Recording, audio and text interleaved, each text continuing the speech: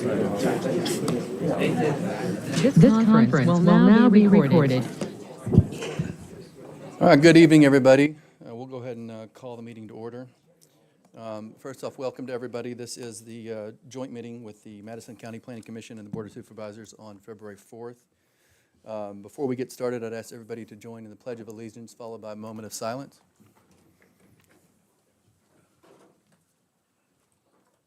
Pledge allegiance to the flag of the United States of America and to the republic for which it stands, one nation, under God, indivisible, with liberty and justice for all.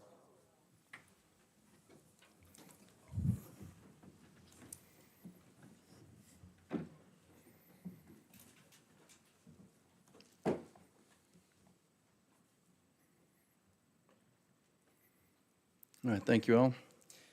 We do have a quorum tonight, so we'll go ahead and get into the agenda. A reminder to everybody present to please turn your microphones on when you're speaking, as well as public whenever it comes time for public comment or specific case comment. First order of business, we need to adopt the agenda. So moved. Second. All right, the motion's been made and seconded to adopt the agenda as presented. All those in favor signify by saying aye. Aye. Are there any opposed? Perfect. All right, at this point, we will go to general public comment. This is not case-specific, but any Madison County general comment, you are welcome to approach the mic. Kimberly, do you have anybody online? No one's raising their hand for comment? All right, going once on public comment? All right, we'll move on. New business, we do need to adopt the minutes from January 21st, 2025's meeting. Make a motion to accept as submitted. Second. All right, the motion's been made and seconded to adopt the minutes from the January 21st, 2025 agenda as submitted. All those in favor signify by saying aye. Aye. Are there any opposed? I abstain. Nope. Good call. I guess we should have 3 abstains, but thank you, Mr. Jackson. All right. Going on to new business in today's public hearings. We actually have 2 public hearings, 2 cases tonight that we'll go through. I'm going to go through the protocol and policy and procedure for these meetings for tonight. First off, I will read all the case information that I have and then hand it off to Mr. Nichols, our planning advisor. At that point, the Planning Commission will ask any questions to Mr. Nichols that may be present. Following that, the applicant will be able to address and provide some information on the case. Once the applicant has provided their information, the Planning Commission will then be able to ask the applicant additional questions. Once those questions have commenced, then general public will be able to provide comments. Again, not questions, but comments to the commission, not directed at the applicant, but to the commission. We do ask that you keep your comments to 3 minutes if you can, and just state your name and where you are from whenever we come to that point. Following that, the case will then come back to the Planning Commission, at which point we will either deny or move to the Board of Supervisors for their business. Their meeting will commence following a suspension of our meeting, and then the Board of Supervisors will vote on the cases present today. All right, with all that being said, we'll go ahead and get into the very first case of the night. This is case number SU-12-25-1, Heilmeyer, a special use permit, and this is a public hearing. Heilmeyer has applied for a special use permit to convert an existing single-family home to a duplex on property identified as 4185 Orange Road and further identified as Madison County Tax Map 57-118B. The subject property is zoned Agriculture A1 and is 1.489 acres. A duplex is a special permit use in the A1 zoning district under Madison County Code of Ordinances, Appendix 1, Article 4-2-18. Mr. Nichols? Yes, Mr. Chairman, pretty straightforward case on this one. The property is an existing single-family dwelling. The applicant would like to make internal-only modifications to make it 2 units. The bedroom count will not increase. He will have to file for a change of use with the building official along with his building permit and get all the appropriate approvals from the health department, et cetera. So nothing too terribly complex here. Are there any questions from the Planning Commission for Mr. Nichols on this specific case? I will note that also from other stakeholders, VDOT provided comment earlier in this case, and there are no issues with VDOT as well. All right, seeing none, Mr. Meyer, do you have any thing to present to the commission or questions? Okay. Okay. Are there any questions for the applicant from the commission? All right, seeing none. Are there any public comment on this case, the first case of the night?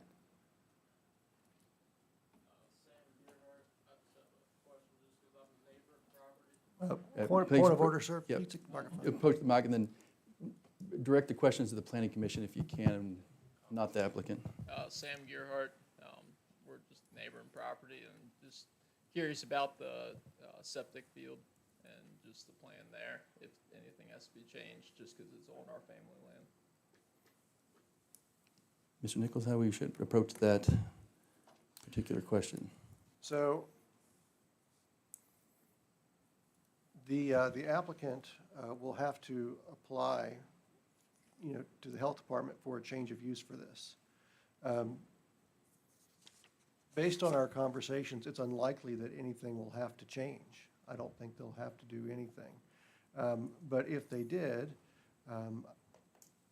the drain field on this one would be it's either on Mr. Mayor's property or it exists by a deed of easement where it is.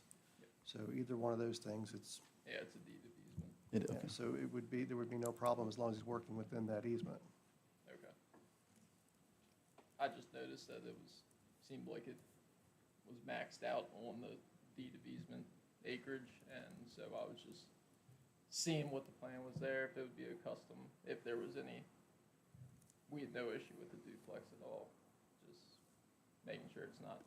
And I there's a guess, plan there. depending what ENS says, Yeah, if would I it be a can civil expand matter on at that point? If I can expand on that as a point of privilege. Please, sir. All of these septic-related issues are regulated by the health department, including the ground disturbance there.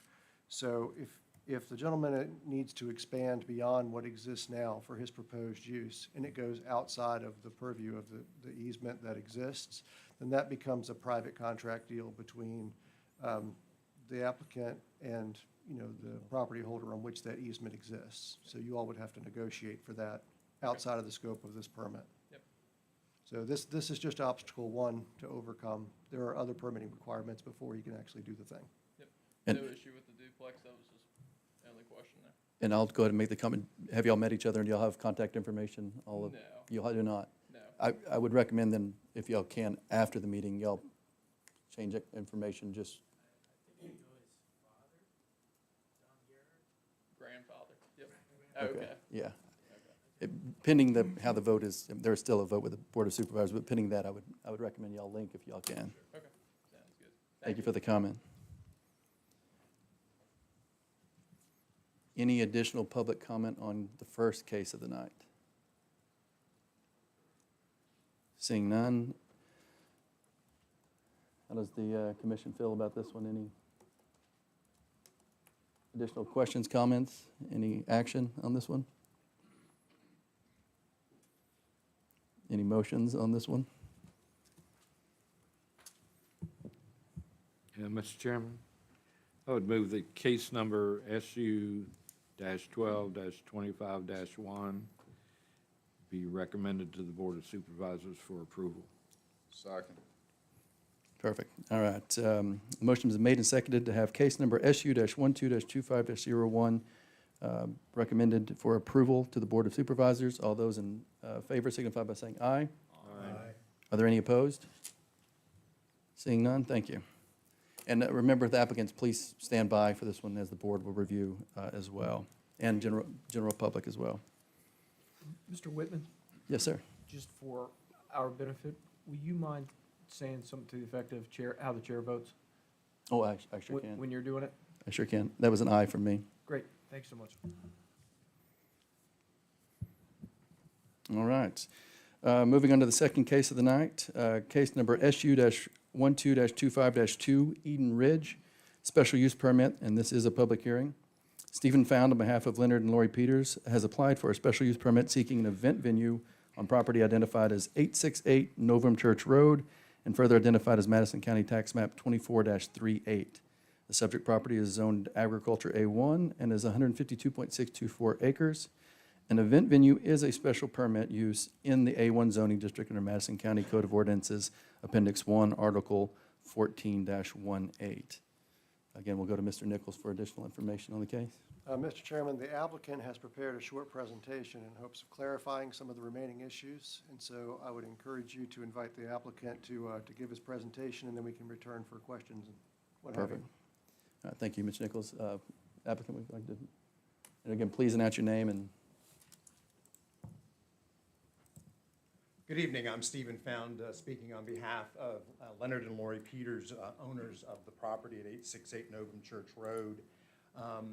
I wanted to come back and do a more formal presentation this evening for folks that maybe didn't know about this project, maybe hadn't heard it, maybe hadn't been able to read the packet that we had prepared previous, and also talk about the fact that we've learned an awful lot through the process, and we really do appreciate this process a great deal.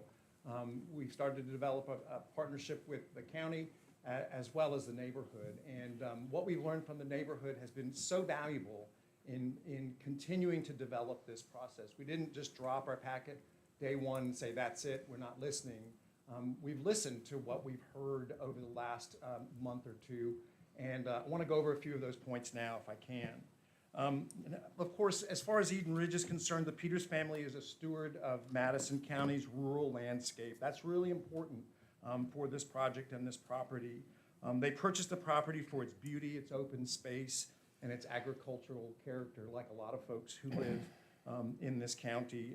The vision for the property is to preserve the land, to prevent subdivision or intensive development, and to share the landscape in a respectful, limited way through small events. One of the interesting things that's happened in my relationship with the Peters as I've gotten to know them is learning about Leonard and his career. He calls himself an arborist. We call him a tree guy in Culpeper County, but he says he's been doing this for 27 years, and he doesn't know how much longer he wants to do it. It takes a toll on the body, and so part of his motivation and he and Lori's motivation is looking and planning for the future and being able to use this property in a responsible way that also provides income for he and his family. So that's been really interesting to learn. I just figured you could climb trees forever, but it turns out that's not entirely true.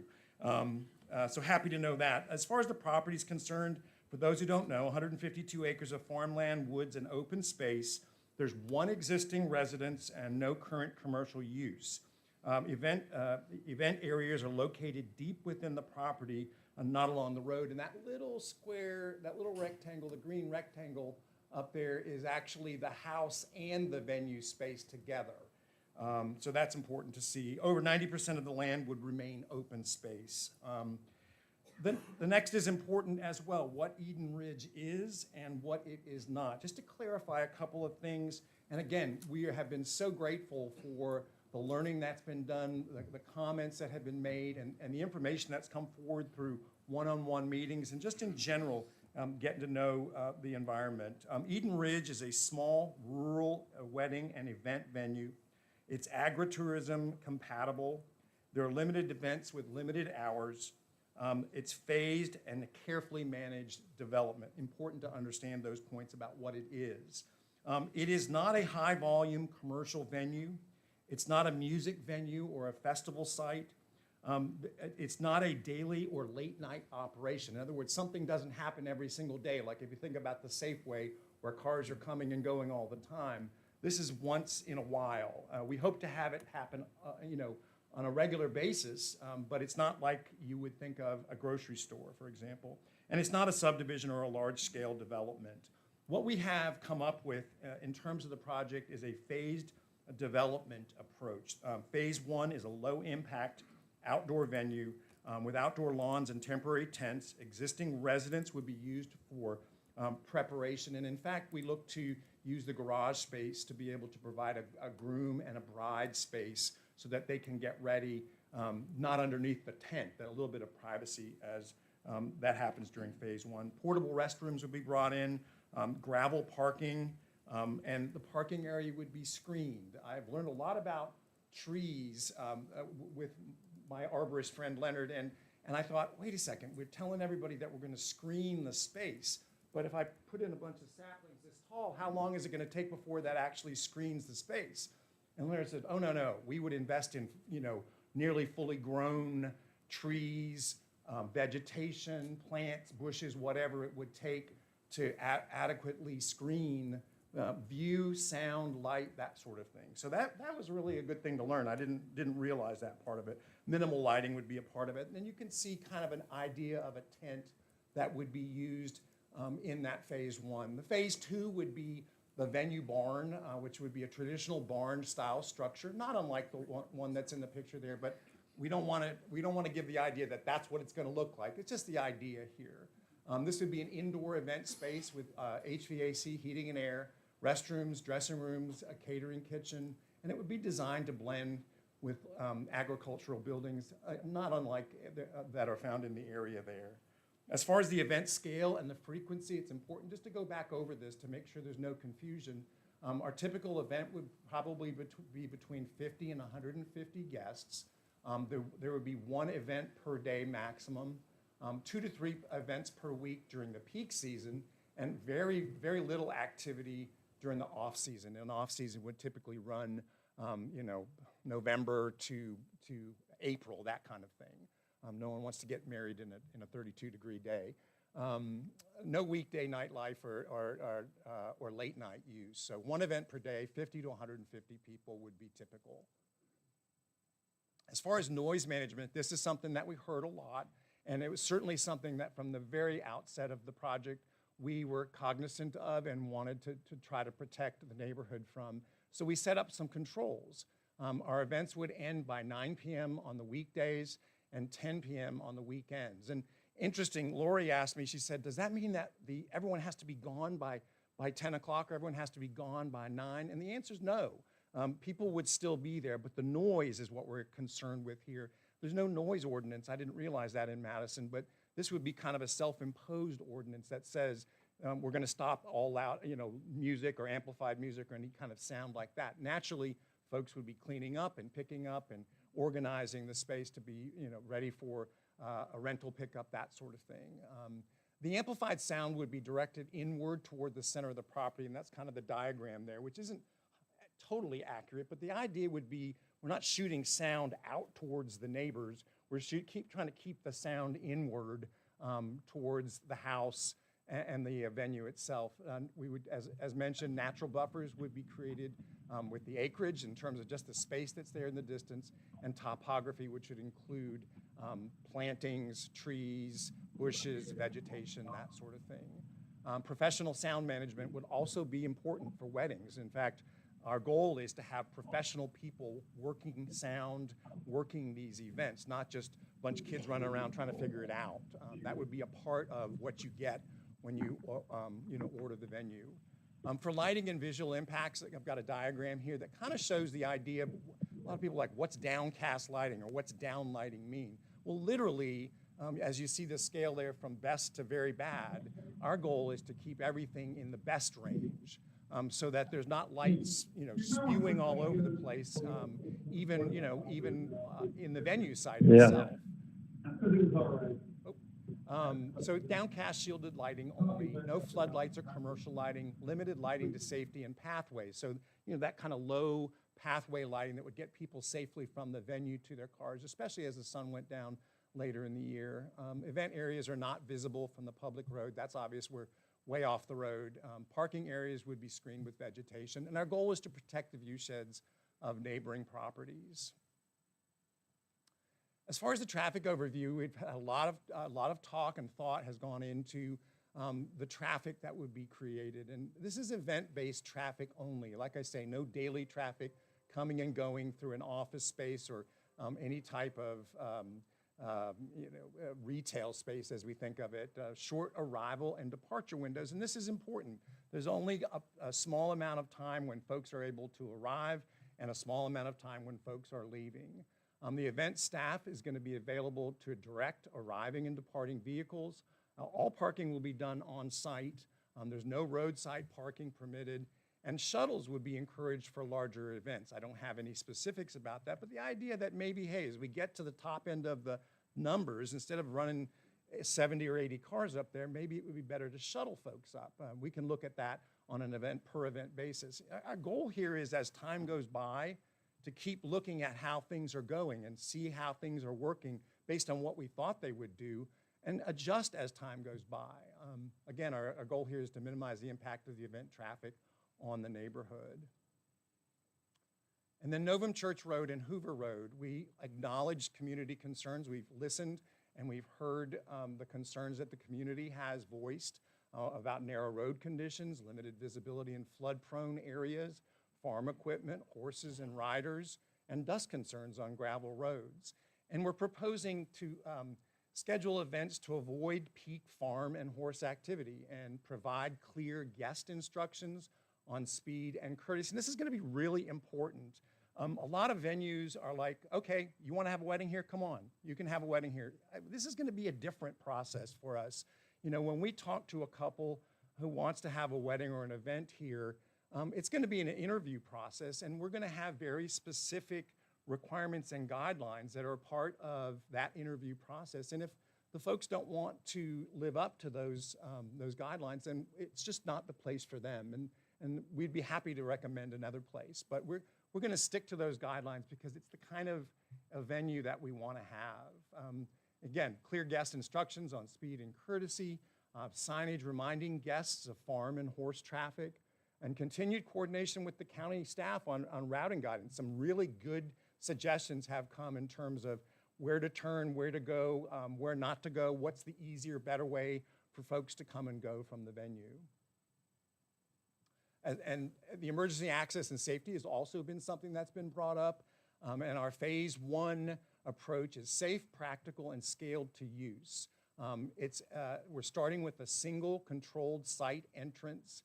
The existing driveway can accommodate emergency vehicles.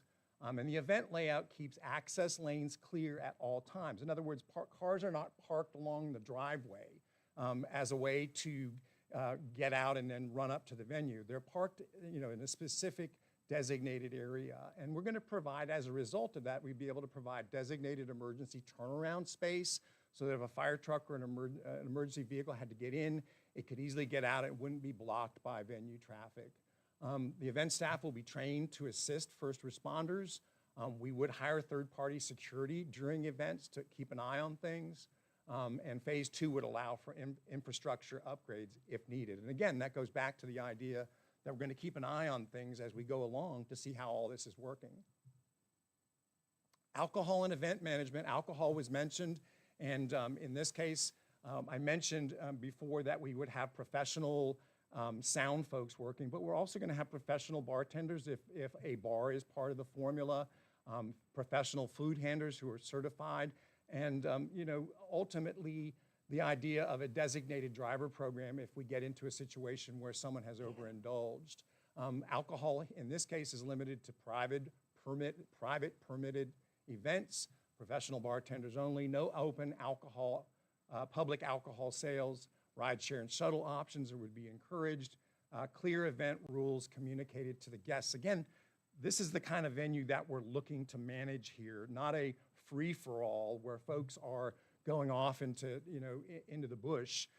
We're looking to pre-screen our applicants that want to have events here to make sure that they're willing to live up to the requirements that, in part, the neighborhood has brought to our attention. And like I say, we're very grateful to be able to provide an even better venue opportunity. Environmental considerations were brought up as well. Land and farm protection. Most of the property remains open land. There's minimal paved or hardened surfaces. Rainwater would drain naturally into the soil. Event areas are located away from streams. Events are adjusted for severe weather, and that ultimately means if we see severe weather on the horizon, we're going to have to make adjustments to the plan. Nearby farms and animals being protected was important.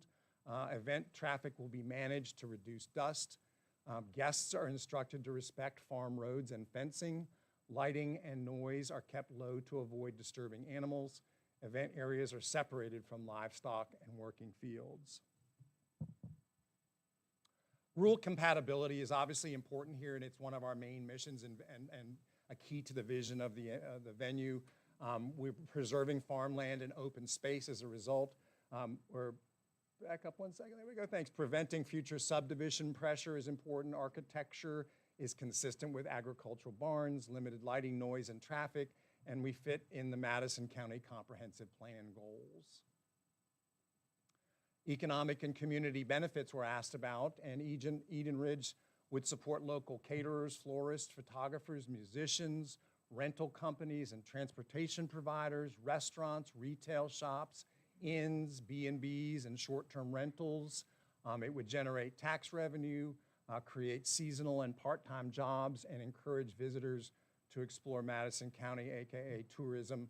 And you can see how all of that works together with the county, Eden Ridge, local vendors, lodging, and the neighborhood farms. Cumulative venue concerns. There was a concern about how many venues were already in the area. So we took a closer look to see just how things were spread out and how that kind of fell out in terms of Madison County. And again, the property is located on 152 acres, so it's not a small parcel, which starts to spread things out right away. Events are limited in number and size, only one event per day, no daily or public use, large natural buffers separate events from neighbors. Phase development allows impacts to be monitored and keeps land open and prevents future subdivision. So we did a little study to see how far we would be from other venues in the area. And you can see the distances there. I'm not going to read through them, but it ranges between 5 and 10 miles for neighboring, popular, active venues in the county. Again, we have a commitment to being good neighbors. We plan to continue open and ongoing communication with our neighbors, and we've enjoyed the interaction to this point. We have a willingness to adjust our operations if issues arise. We're going to maintain clear enforcement of rules and conditions with guests and our clients. We have a long-term stewardship commitment to the land, and we're going to provide a telephone hotline and a website so that folks can understand what's going on, when things are happening, and if they've got questions, we're more than happy to answer the phone and talk. Again, long-term stewardship is the key here. So Eden Ridge is a low-intensity rural use. It preserves rural land and open space. It has phase development that's appropriate to A1 zoning, and it's designed to mitigate identified community concerns. And I just want to say in closing that we express our gratitude for your time, your service, and your thoughtful consideration of this project. Eden Ridge is rooted in our love for Madison County and our commitment to being good neighbors and responsible stewards. We truly believe this venue will be an asset to the community, one that reflects the values of rural preservation, open space, and meaningful, locally rooted economic activity. We appreciate your review of our request, and we ask respectfully that you vote in favor of our special use permit. I'm happy to take questions. Thank you. Thank you, Mr. Found. With that being said, questions for Mr. Nichols? Go ahead, please. Last session that we had, that we said something about a flagman being there. If you read it, you might can interpret it would, you might can interpret it wouldn't. Is that something we could put in there and say, yes, it will be there? So the way that the draft language is in here, which certainly is within your purview to recommend whatever changes you see fit to recommend to the board, but it simply said that the traffic departing shall be directed to exit by traveling south. Signage seems appropriate. A flagman also seems appropriate depending on the size of the event. I think that that's certainly up for debate or your discussion. Okay, and we'd have to ask the applicant if he wants to go along with that, Mr. Wright? You don't have to. I think it'd be best practice. Okay. would you entertain the idea of having a flagman there? Yeah, absolutely. The idea of directed in this case would be, we want to go above and beyond in every case possible to make sure that egress and entrance is safely done. And so, again, part of that is the part-time employment and the jobs that we can get folks to do as part of the venue. There's another question I have, Mr. Nichols. I see where it says outdoor music. And when we talked on the last time he was here, he said that the music would be inside. Go ahead, I Yeah. see you ready to go. Yeah, I'm ready, yeah. As far as the first phase, it will have tents. And I understand. tents would have sides. And so, in a sense, it would be inside, but it's not inside the way I think you're asking. Phase 2 would be a barn structure where music would be inside, and it would be a different effect at that point. But I guess the question that I'm asking, will it be inside a tent with sides on it? It'll always be inside of something. I don't know that always is a word that I would use, but it certainly would be under the tent is the idea, yeah. Mr. Elliott, if I can add to your inquiry here, the language in the permit has been modified from our last workshop to say that the music that's going on inside tents is considered outdoors and shall cease by 9 p.m. on the weekdays and 10 p.m. on the weekends, understanding that there's less sound mitigation in tents than there is in a permanent structure. And if I may, what Mr. Nichols is referencing here are conditions that would be applied to the special use permit should this go through to a yes vote. So for general public looking at this list, these are conditions that the county is putting on this particular case, in case anyone wasn't aware. Mr. Chairman, I have another question for the applicant. When you first used tents to get started with, is your plan to put the permanent lighting in to start with, or will you use light towers, or how are you planning on lighting? Yeah, I think that's going to be an event or a case-by-case situation. Typically, when we do tents, it's a temporary lighting situation that comes with the tent, if you will. So there would be some down lighting around the tent that would help. Let's say the caterers are preparing the meal, so there's workspace. It would be low impact downlight in those areas as well. But yeah, it wouldn't be anything that would be left when the tent went away. And that tent is going to be rented on a per event basis. And what about lighting for your parking lot, or people getting from the tent to the parking lot? Yeah, I would think that the lighting for the travel from the parking lot to the tent would be permanent, low voltage light, the kind of stuff that you see, the sort of path lighting that would work, at a home, for example. Okay. Thank you, Mr. Elliott. Mr. Chairman, either for Mr. Nichols or for the applicant, question that it occurred to me kind of too late. It should have been asked earlier. Is there a posted speed limit on Novum Church Road? Mr. Chairman, I know we've had. or Mr. Carpenter, sorry, it's going to be a tough habit to break. Sorry, Zachary. We were discussing this earlier, and we do not believe there is a posted speed limit on Novum Church Road.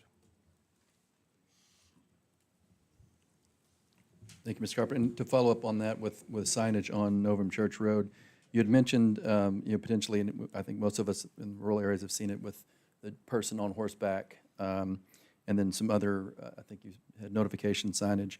Have you spoken to VDOT yet and understand the process of that, paying for the signs for that, and having a study on Novum Church Road to add those?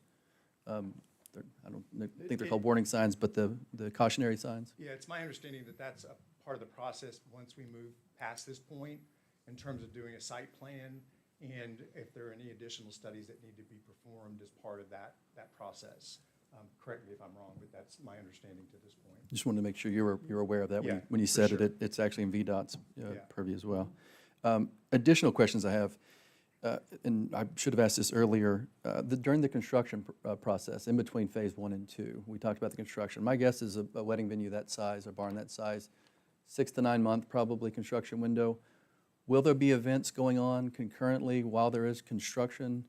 And if so, is there a different plan for that? And then construction happens all over, so it's not specific to the special use permit, but noise mitigation and again, mitigation of construction, I'll call inconveniences. Sure, You'll have that in- obviously, there's a lot of work to be done prior to talking about the construction of the barn in any kind of concrete ways. But certainly, we would look to try to do that work at the low season so that we weren't running over top of events that were planned. Obviously, it's our goal to see this through to the end and through to the second phase. So whatever adjustments we're going to have to make to the planning and scheduling of events at that point, we would make to accommodate for a good completion of the project. And I see Marvin shaking, said 9 months probably or so for construction, just for everyone to, okay. Perfect.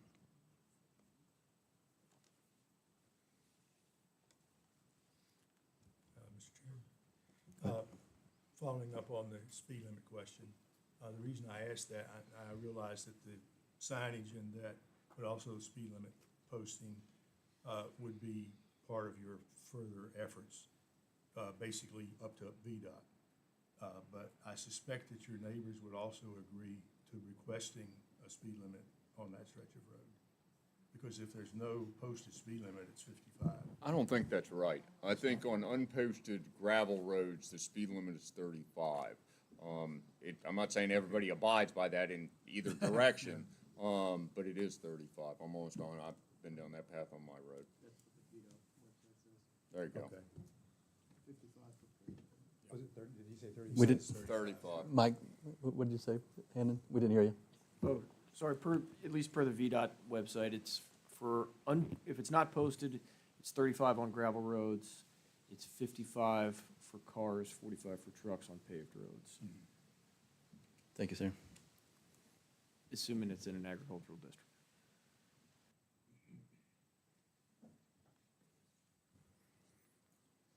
Additional questions for the applicant or Mr. Nichols at this time? Seeing none?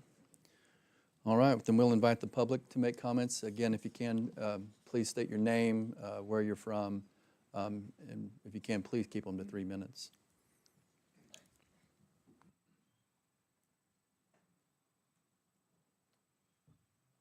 Good evening. My name is William Byrne. I am a resident of Novum Church Road, 149 Novum Church Road. Let's see. I had submitted a letter, my wife and I had submitted a letter to the committee, and I had subsequently submitted a report to the committee after the workshop hearing.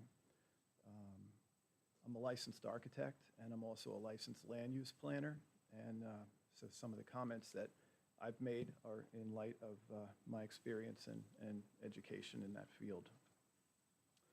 Not to reiterate the report that I had submitted and the letters, I just wanted to touch on a few and make a few comments regarding the staff assessment that was issued prior to this meeting regarding some of the benefits and conclusions about the application.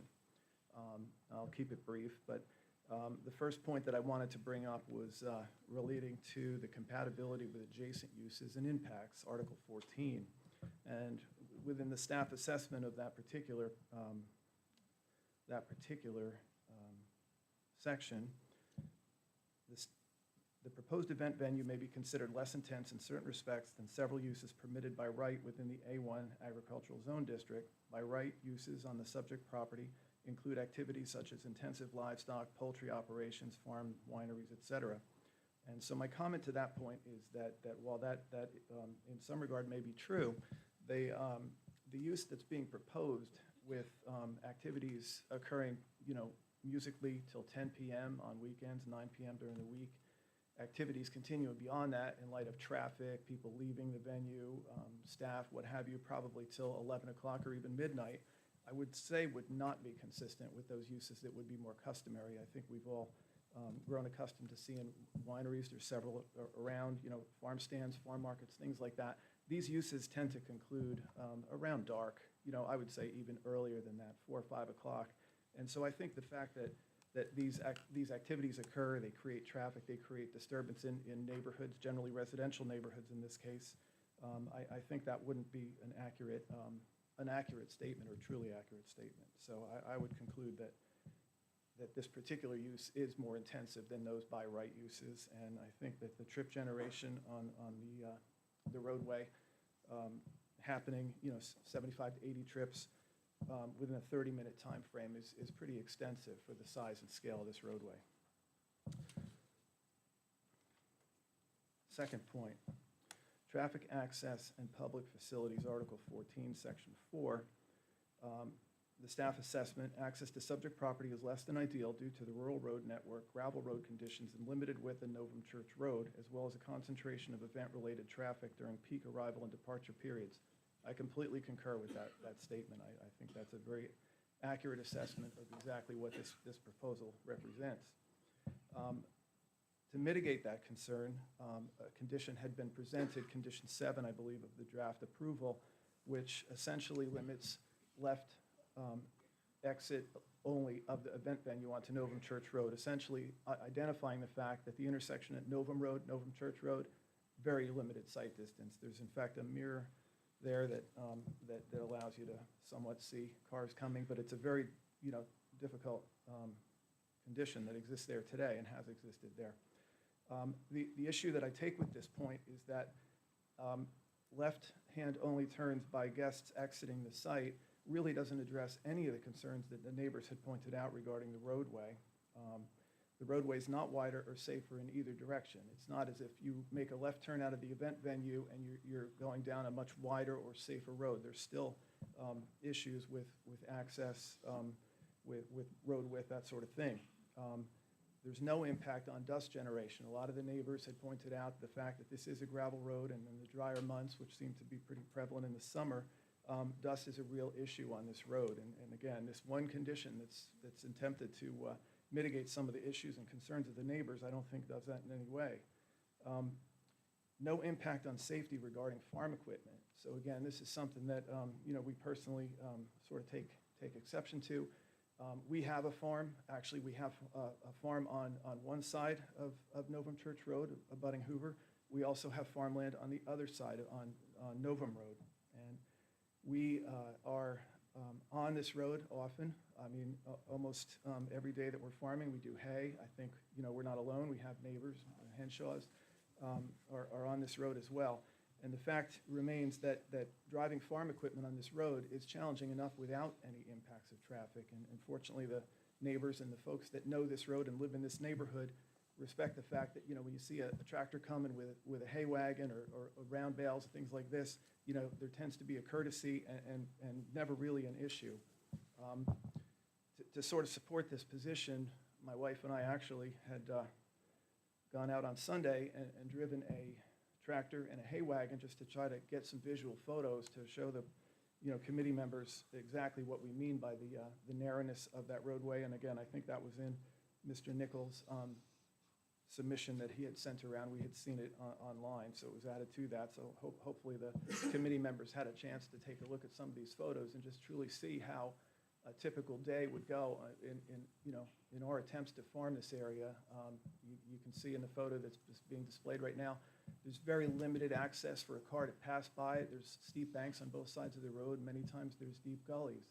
And so I think, again, what tends to happen is, cars would either wait at a safe point, maybe within someone's driveway, or coincidentally what had happened here, the Amazon driver was heading toward my wife in the tractor, and he actually had made it all the way up to about where she was before realizing that he was there and needed to back all the way up and pull into Mr. Henshaw's driveway so she could pass by.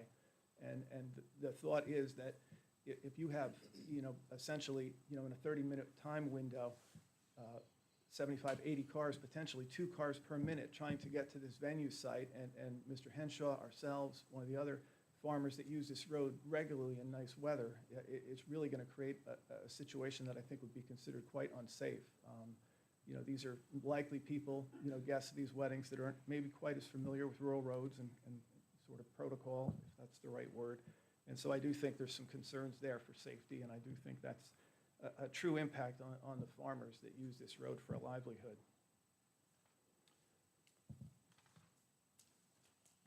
third point that I wanted to bring up is just regarding the economic development plan, goal 1.2 in the report. Goal 1.2 is to recognize that specific tourism-related proposals will be considered on a case-by-case basis and evaluated in part based on their specific impacts on traffic, noise, light, natural resources, and nearby property owners. The proposed conditions, limitations, and site-specific design and planning do not address or mitigate the road safety for residents or adverse direct impacts on property values for neighbors. And I think just to summarize, I'll just restate what I had written in my report. In summary, the application proposes a use that is not appropriate for the location and infrastructure in place and does not balance the needs of promoting Madison County goals over the detriment of local neighbors. And that is all I have. Thank you, sir.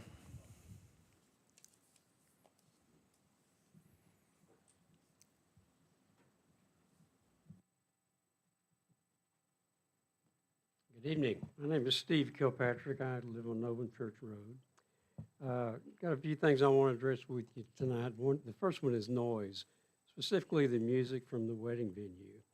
I live on the north end of Novum Church Road, just below Novum Baptist Church, and I am directly across basically the valley from where this venue will take place, about a half a mile away. And I can tell you that sound travels very well down through that corridor.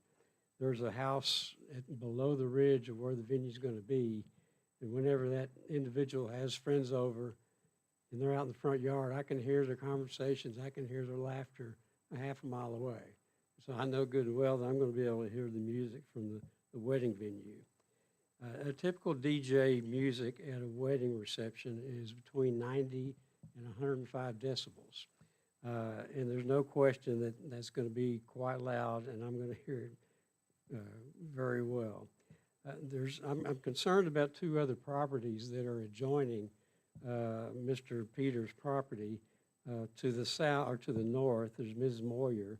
She's on a 114-acre farm, and her property is only 50 feet from where this wedding venue is going to take place, and her house is only a few hundred yards away from that. And then on the east side, there's Mr. Lafley's property. He's got 129 acres, and his house is also only a few hundred yards away from that. And I think he has testified in previous meetings that he can clearly hear any family gatherings or activities that are going on at the Peters house right now. So I can imagine the music is going to be quite loud for him. And I'm very concerned about Ms. Moyer's property. I had mentioned before that she is currently in a nursing home, so nobody's living there right now. And there's probably a strong possibility that she may not survive very much longer. That property may go on the market. If there's a wedding venue there and music is being played, it's going to be hard for that property to sell, and I think it's going to reduce the value of that property. So I'm concerned about that. It's also been inferred that the use of tents will help mitigate the music from the venue. But I think from what I've researched, standard or fabric tents offer little or no sound attenuation.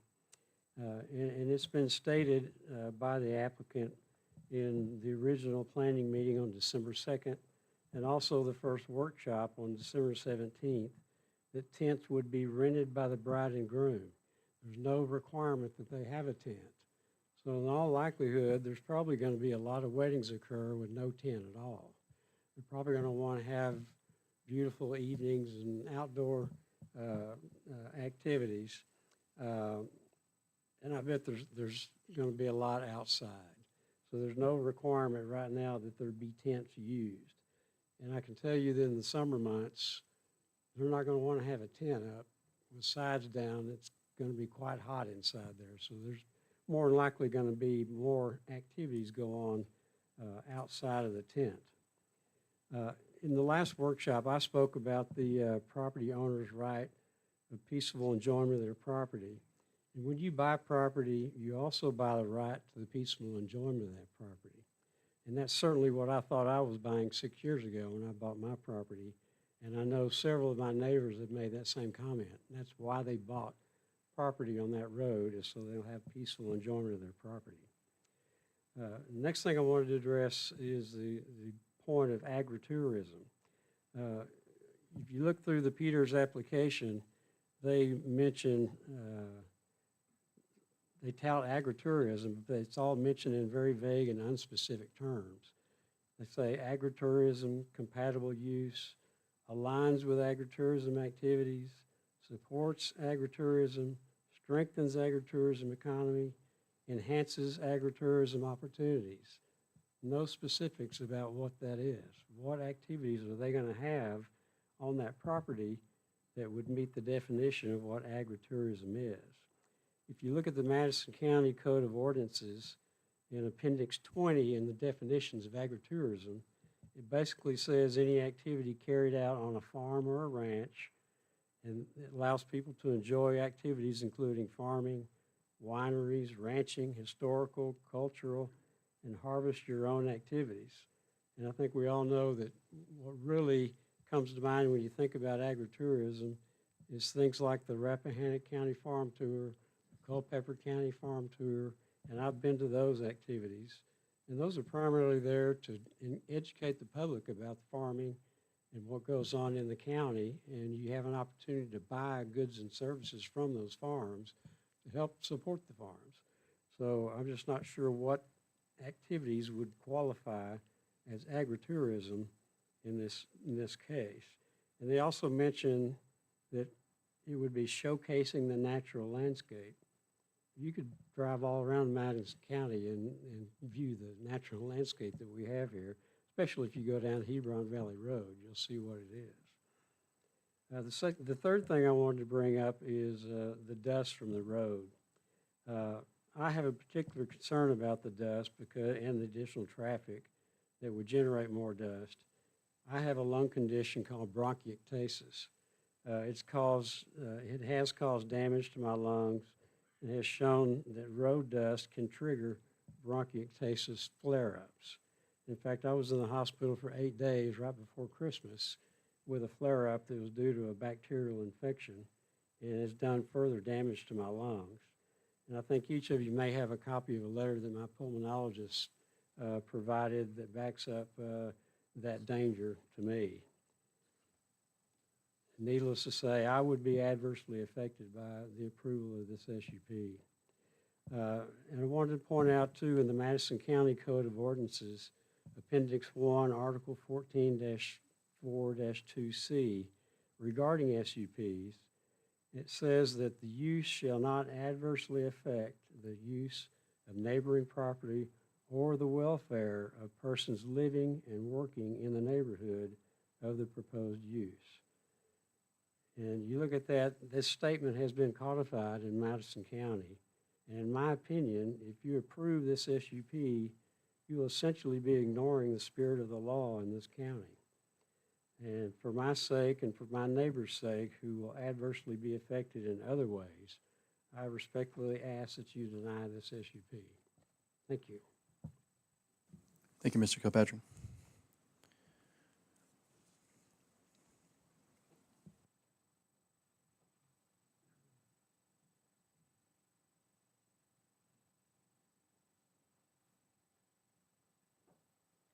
Hello, my name is Sylvia Stolworthy, and I live at 384 Novum Church Road.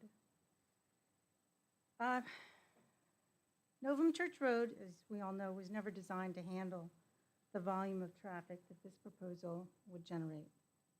The most immediate and ongoing impact to me would be the road dust. The condition for the proposal to exit all traffic and have all traffic go south on Novum Church Road puts every vehicle along my front of my house, the front and side of my property. This increased traffic will kick up a significant amount of dust that will drift directly on my property. And this dust is impressive, these plumes of dust, when one truck goes by, much less this many vehicles. This would not be an occasional inconvenience. It would be a repeated, predictable condition several days a week if the venue succeeds as they want it to. I would not be able to sit on my screened-in porch and enjoy the quiet evenings that are part of why I chose to live where I do. Beyond personal enjoyment, there's a real environmental harm in this proposal. I maintain a habitat of several of our acres for wild grasses and flowers and plan to raise and have beehives. I took classes with Felicia Chavez at La Vida Loca in Culpeper to learn about raising bees and having beehives in my retirement years. With this event venue, the amount of dust exposure will be deadly to bees and other pollinators, coating their wings and interfering with their ability to fly. We've heard the term low impact, this subjective term with no defined parameters. This term has been used many times, low impact, by the petitioners, but I strongly disagree. My research indicates a venue hosting up to 200 guests 3 to 4 times a week, which is what I believe is in there, is far from low impact. This level of activity, potentially 600, 800 guests weekly, is in fact a high-intensity commercial use that will disrupt permanently our rural environment. Out of curiosity, after that research, and this was before I knew of my neighbor's condition, my neighbor's pulmonary condition. This was before that. After I did that research, I continued looking, and I found a United States Environmental Protection Agency road dust particulate matter calculator. And I put in a modest 75 cars traveling 20 to 30 miles per hour along my approximate 300-yard stretch of road frontage. And the results highly suggested I wear an N95 mask when outdoors during this amount of traffic. As a medical professional, I have treated many patients over almost 3 decades with pulmonary damage. And it's not all because of smoking. It's this kind of thing. So the petitioners promoted, I think I saw, mitigating the dust. How do you mitigate the dust during our dry stretches? Are they going to go out and water down this stretch of road? This 1 mile or half mile, I don't know how long it is. Are they going to water it down? How else do you mitigate the dust from all of these cars? There's no way.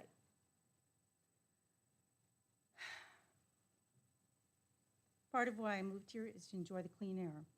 If approved, I would have to wear a mask to enjoy my property several days a week. In conclusion, this event venue would create personal harm to me.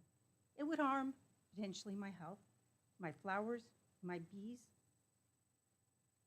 my ability to enjoy my property, and the lifestyle I chose when I moved here. The board must base its decision on whether this proposed use is appropriate at this specific location. Based on what you have heard tonight, that answer should be no. Thank you. Thank you, ma'am.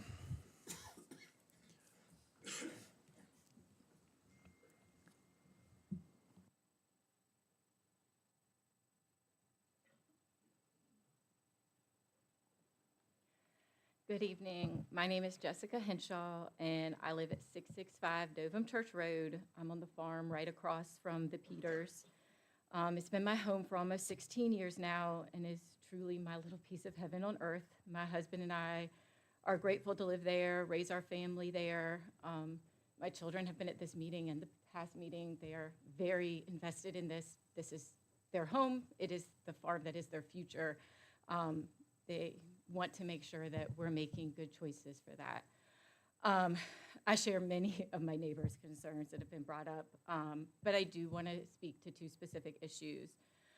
My first concern does have to do with the high volume of traffic. Yes, it increases the dust drastically. It also will greatly affect our ability to come and go from our home. As you've seen in the pictures, and I know also some people have traveled the road in the past, a 1-lane dirt road requires people to stop to pass one another, sometimes even to reverse into a driveway or to different pull-off spots. Those of us who travel the road daily kind of know the different places to pass. We know to look out, look ahead and see if somebody's coming before you go certain stretches of road. So it will make leaving our house difficult, possibly time-consuming, maybe even dangerous, depending on the volume of traffic coming in as events are starting, as the people who are setting up for tents, caterers, those type of people are arriving throughout the day. It also raises concerns when returning home. We'll have to be passing vehicles that are not familiar with driving on gravel roads, but also possibly driven by people who have been drinking that day as well, that evening. So this is going to greatly impact our lives as a family, just trying to come and go and live our lives on the weekends. It will also make it very hard for my father-in-law, my husband, my brother-in-law, who are working the farm. And hay is not a scheduled event.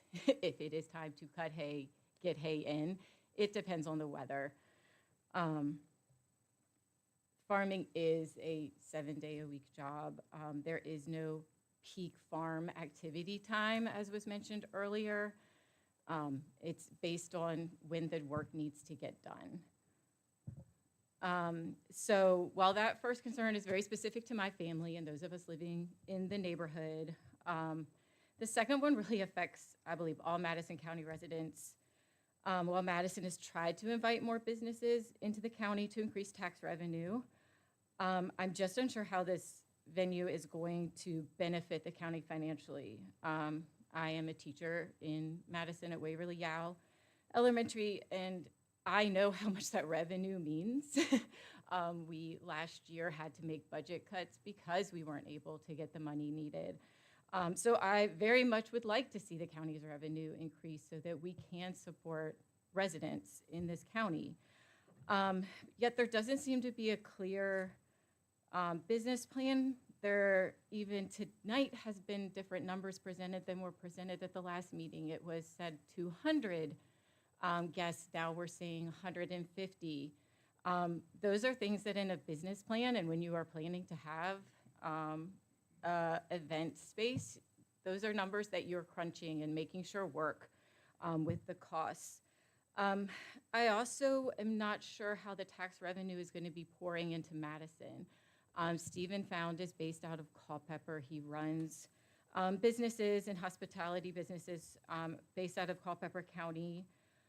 So if event rental fees are run through his current business and all of those other associated businesses that we've talked about, things like the different rentals and catering, flowers, photographers, musicians, if all of those are ones that are people he currently works with, then that revenue tax is going to Culpeper County because that's where those businesses are based.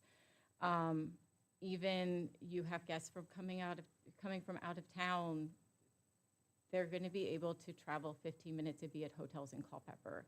That's money going to Culpeper County, not to Madison. So I just really fail to see how the plan as it's presented so far fosters that economic diversification and that ecotourism that was stated in the application. So before you all make your decision tonight, I hope you consider what information is missing and what really is vital to making an informed decision. I believe there should be some type of business or financial plan presented to see how this really will impact Madison County and to make sure that it's worth the cost that it's going to instill on the neighborhood, to property values, as well as to emergency services like our Sheriff's Department and EMS. If you do decide to grant this permit tonight, I think those of us on Novum Church Road would greatly appreciate if there was the addition of a condition in the permit that make sure that we all get a monthly schedule to know when events are happening. There has not been good communication at this point among neighbors from the Peters. So we just, then we could at least know when things are happening, try our best to plan the things we can around those dates, and have that increased safety of knowing which times we would have increased traffic. I know that there has been mention of having the signage on the road, possibly speed limit signs, which there are not any at this point. And I think the fact that we all just had to ask VDOT, check with VDOT to see if it really is 35 miles per hour, shows that many people traveling would not know that that is the speed limit. But I think that all guests that are going to be attending an event, I think ahead of time should have to know that this is a one-lane gravel road, that you're expected to obey the speed limit, and that you will have to be prepared to stop, pull over, possibly reverse, in order to pass other vehicles. And so, allotting time for that, having patience for that, not, oh my goodness, the wedding starts at 1 and it's 12:55 and you're, speeding down the road. So again, I hope that this is something that you guys really consider seriously. As I said, it impacts a lot of us, and we really want to make sure that we're doing what's best for those of us now and those of us in the future. So thank you all. Thank you, Mrs. Henshaw. And I'll just, a general reminder on the being cognizant of the time. We may be here a while, which y'all are entitled to say your opinion. We want that, but just please be cognizant of your time.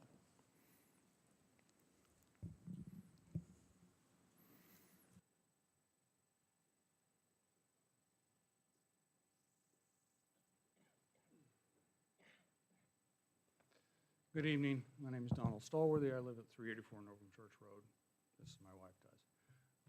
I had written notes, but listening to neighbors, I'm going to alter it a little bit and be a little bit quicker. Okay? First of all, on bees. Honeybees range up to 6 miles away. Soybean fields don't need bees to pollinate. But when honeybees are put in soybean fields, yields increase by up as much as 20%. Bees matter, we all know that. I don't need to bring that.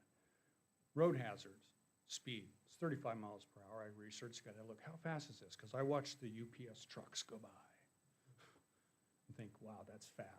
We all drive, after we wash our cars, about 15 miles an hour because we'd like to keep it clean, okay? When you see people going down the road, and I've learned from my neighbors, people going down that road fast, and it's gravel, you can't stop. I tried 35 miles per hour. It's not a fun experience. It's not safe. The other thing is the exit, have everybody go left. There's the dust factor, but Mr. Nichols, would you pull up my pictures, please? This is the exit from Novum Church Road onto Hoover Road. This is what we do. We look left, hopefully we see. We creep out into the lane. We look right. Please show the right picture. Is anybody coming? 1 out of 10 times I back up, so do my neighbors, because somebody's coming. Then you pull out and try. Now there's snow there, but there's dirt there. You really can't see around that corner, okay? So that's one of the issues. The next 2 photos I took on Hoover Road, which is the other access onto this property. It's a passing lane. That means that lines of sight. That question was asked on December 2nd. What about Hoover Road? Didn't go anywhere. Novum Church Road is being proposed. It's a 1-lane gravel road. We know that with a lot of hazards. I will say this. If you're not familiar with this area and you've been drinking and it's dark and you have to back up, how many people are going to go into the ditch? And there's some pretty serious ditches, okay? Those type of things. Those are the type of road hazards. If you turn this kind of traffic loose on that, even in episodic traffic, it's disruptive and it poses risks, hazards that not necessarily need to be there when there are other options.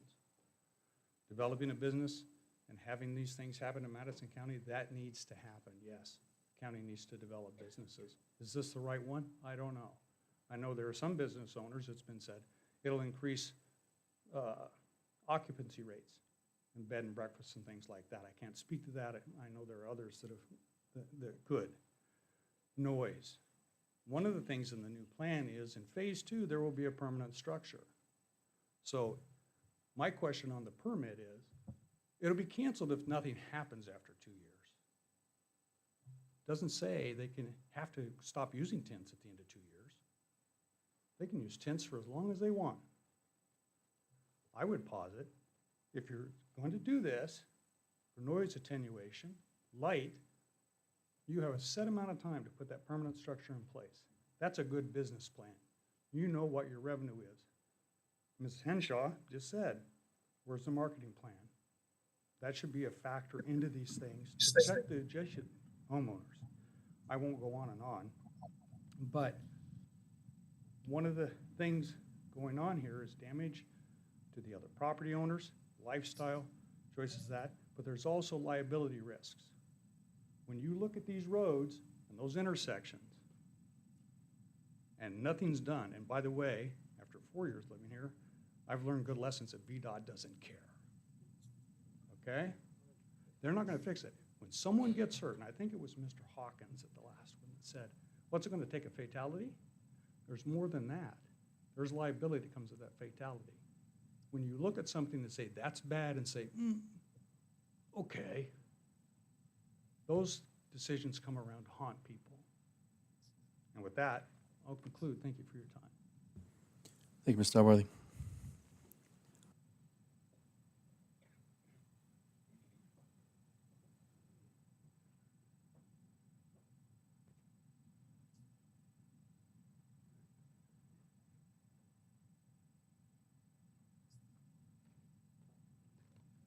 Michael Consino, 760 Novum Church Road. My property borders on the Peters property. And first off, I just want to say that my wife and I are opposed to this project being approved. But if it's going to be approved, then there should be, and others have pointed out this as well, that there seems to be a lot of sort of descriptiveness to this plan, but there are no real specifics put into the permit that indicate what must be done to fulfill the requirements. Because otherwise, it's just arbitrary, or it can be delayed, or yeah, we're looking into it type of response. So basically, first off, the road, we know, and many people have talked about how usable this road is. And during the time of these events, it's basically going to be unusable to anybody else. And so there should be some way of posting an indication of when these events are going to take place so people can accommodate it, whether it's the farm people or just somebody riding their horse, whatever it is. So there should be some stipulation in there and some way of informing the neighbors and the people along that road when these events are going to take place. There's been a lot of talk about the noise, and I agree with everybody that sort of has concerns about this because I don't see any way of mitigating it. My house is up on the hill, which is probably in the same level as this event site. And for the first 2 years, at least, it's going to be in a tent or open, and I don't really see, based on what I hear from the neighbors on the other side of me, when the kids are home from school and they're having a party, and a swing party, we can hear there are trees in between, but it doesn't seem to block anything. They're shooting guns, whatever. So I don't know how you mitigate it, and I don't know whether there's a limit. How do you regulate how loud it's going to be? So there should be some way of restricting or limiting how loud this music and the noise is going to be coming out of there. So since everybody in the area is going to have to accommodate this situation, there should be in there, the proposal alludes to how many events there will be per day, how many per week, things like that. So there should be really a restriction placed on what is in fact going to be the limitation. talk about the number of guests, there are 200 guests. Now I think they're talking about 150 guests. We should say that there should be no parking on the road, on Novum Church Road, under any conditions or any vehicles whatsoever. Someone just brought this up as far as the implementation of the going from a tent or an open situation for the first year or two to the structure. So should there be a stipulation in the permit that states if it is not moved to phase 2, that there should be, that the permit should be, then become null and void after that? Because otherwise, as someone else mentioned, it could go on for many years. And so the thing about the traffic, all right, so if you've been on this road, given the number of guests, okay, so we're saying up to 200 guests, so you would figure there might be 75 or 100 cars at the max, okay? So when they're departing this, they're going to be making a left turn onto Novum Church Road, all right? And so eventually they're going to come to the intersection, as we pointed out, it was pointed out just a few minutes ago, with West Hoover Road. And if you look left, you can see clearly if there's traffic coming. But if you look right, it's blind. And so basically this creates a real safety issue, all right, because you have to inch your way out there. So just imagine 75 or 100 cars lined up behind, waiting to get through that intersection. So what I think there should be is that if this should be approved, that they should hire some traffic, like a police or somebody official, to come in and direct traffic to get them to exit that onto West Hoover Road, because otherwise it's going to be a disaster. And I think that the cars are going to be lined up all the way back to the exit of the Peters property. And finally, the only thing I would say is that, as I mentioned before, we have horses there that sometimes are grazing just alongside the road there. And it's easy for me to imagine some of these guests driving by, and Susie says, "Oh, Mommy, look, there's horses. Can we go pet them? Or, can we give them something to eat?" So I'm going to have to put signs up. And because people usually, according to GPS, it's not very clear in that area if you look at your GPS screen. And so I might have to put a gate up in my driveway to keep people from coming up and into my property during these events. So those are my concerns, and I think those are restrictions that should be clearly put into the permit should you approve this. Thank you. Thank you, sir.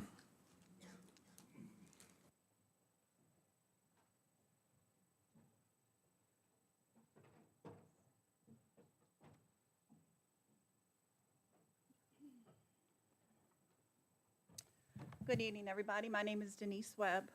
I live at 470 Novum Church Road. And I spoke at the last meeting, and I'm going to bring up the same thing I talked about, but I'm going to go a little bit more in depth. I've been a resident in the area for 33 years. My husband and I raised our children there. Novum, you look this up on Google. This is Google. This is what Google tells us. Everybody believes Google, right? Novum is a small, rural, unincorporated community here in Madison County, known primarily as a quiet area, agricultural and residential.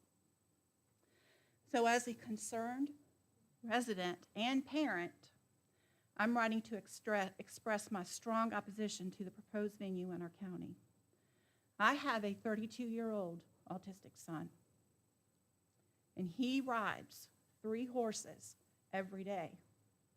Why does he ride those horses? Those horses are his therapy. I have gone through tremendous struggles for 32 years to keep my son at home. My son is taken out of the home, and I've worked hard to get him back. He has made tremendous leaps and bounds because of this horse therapy. I have worked with counselors, doctors. Yes, he's medicated.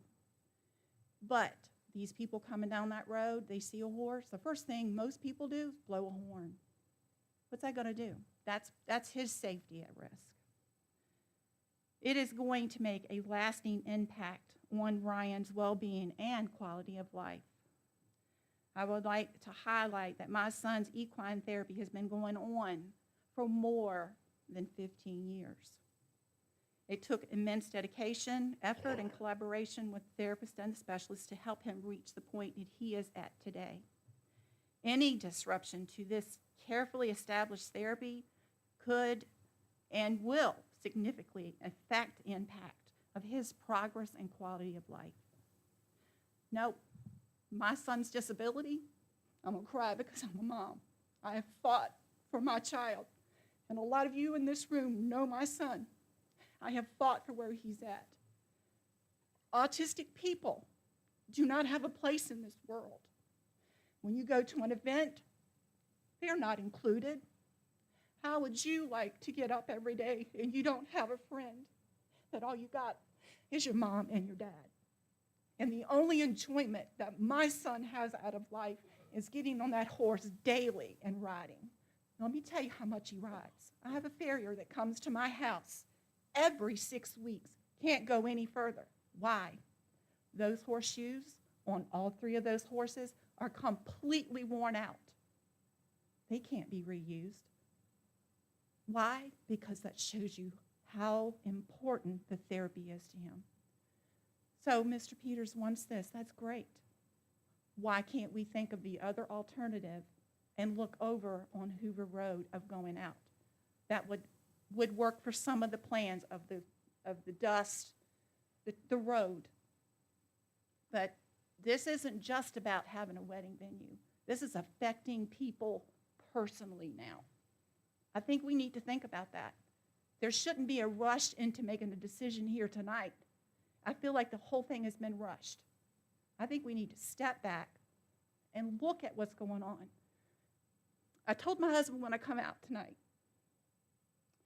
think about this, and all of us are residents of Madison County. What is the one thing that stands out in your mind about Madison? What is the one thing that stands out? Can anybody tell me? I know I'm not supposed to ask questions, but think about, what does Madison stand out for? You look at other communities and you look what's going on. Can anybody tell me? It is the dedication of helping each other. Think about it. When someone is down and out, the first thing you hear is, how can I help? How can I help? That's what Madison's known for. So let's think about how we all can help each other as neighbors to make this thing work, where we're not taken away from anybody and no one is doing without. I thank you for your time. Thank you, ma'am. Good evening. My name is Cynthia Diane Uberta. I live at 206 Novum Church Road, and I was born and have lived in Madison County most of my life. I am a retired public school teacher. I am a recent widow. I am on fixed income.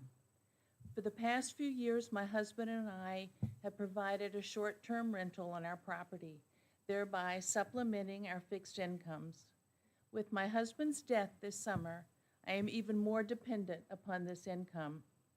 My concern regarding the Peters wedding venue proposal is that it will create more harm than help for my small business tourism business.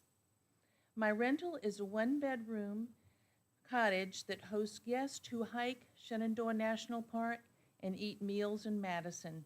When they return to the cottage, they build a fire in the fire pit and watch the stars in the glorious dark night sky. They often walk Novum Church Road to view the world from the church.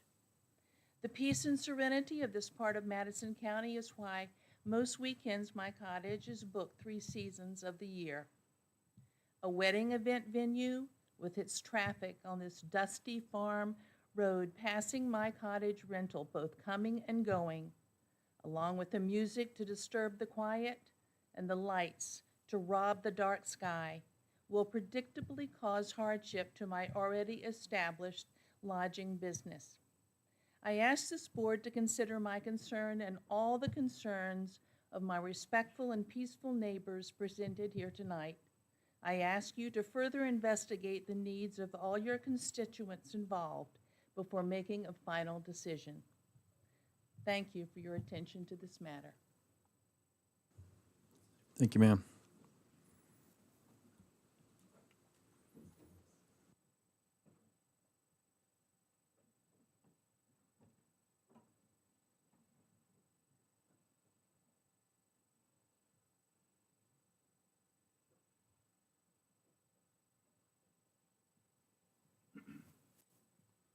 Good afternoon. I'm Phil Hawkins, and I don't live on Novum Road. I live on Ridgeview Road, but I am a joining property owner. And we've heard all sides of this. We know the traffic, we know the dust, we know the noise. Hey, stopping the music at 10 o'clock ain't gonna bother me. It's before 10 o'clock that bothers me. I'm gonna be in bed at 10 o'clock, 9 o'clock, so that doesn't bother me. But I just can't, and all the things that's been suggested we're gonna do, who's gonna enforce them? John Doe, I can't put a highway department vest and flag on and a hard hat and a slow and stop paddle and tell them people when they get over that road, you gotta turn left. You know what they're probably gonna tell me if you wanna go the other direction, don't you? I don't have the authority to do that. Does anyone else have the authority to do that unless you're in law enforcement? I mean, you can shoot holes in the whole thing.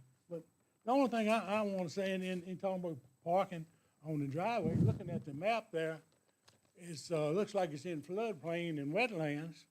Well, you don't want to be parking vehicles in wetlands if you know what the purpose of wetlands are for. You don't mess your wetlands up. But looking at this, and I have different views than most people, and I respect y'all and what y'all do, but why, I mean, to me, when you say a special use permit, you've already said what he's trying to do is not proper. And I always read in the paper, we do a variance. We just did a variance here. To me, why say you're gonna do this, then turn around, well, we're gonna do a variance for it, or we're gonna do a special use permit for it. Let your yes be yes and your no be no. Why put it down and change your mind on it? I just can't figure it out. It's beyond my understanding. No, I don't want it there because it's special use. I don't see anything special about it. It's not supposed to be in A1 agriculture. Don't put it there. Thank you for your time. Thanks, sir.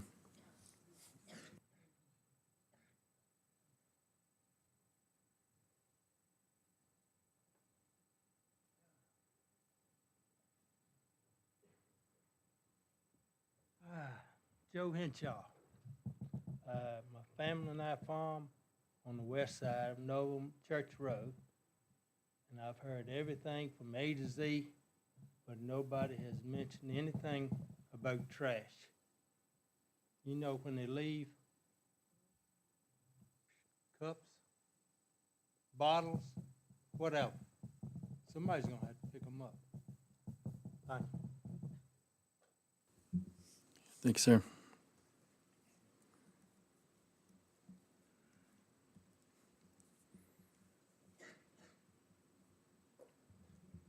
Are there any additional public comments? None online, Kimberly? All right, thank you for your comments tonight. We'll go back to the panel now. From the public comments, any further discussion for Mr. Nichols or questions for the applicant or Mr. Nichols? Go ahead, Mr. Smith. Mr. Nichols, we've discussed in previous hearings exactly what the county's rights are with respect to ingress and regress, and I know that we can control the entrance to properties. Everything else is VDOT, and we know that they're known for their expedience in dealing with issues. So that having been said, could it be a condition that all ingress and regress for use of this facility be on the Hoover Road, which is, and we understand the difficulty with Hoover Road, because it's got one blind entrance. So that would also provide the necessity for a flagman or some professional traffic controller. Block the other entrance, so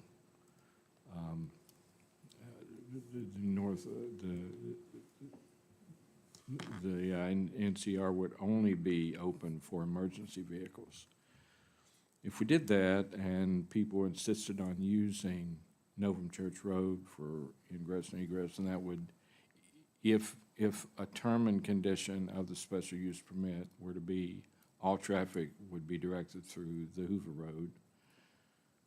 And if traffic was then used nevertheless on Novum Church Road, that would be a violation of the SUP.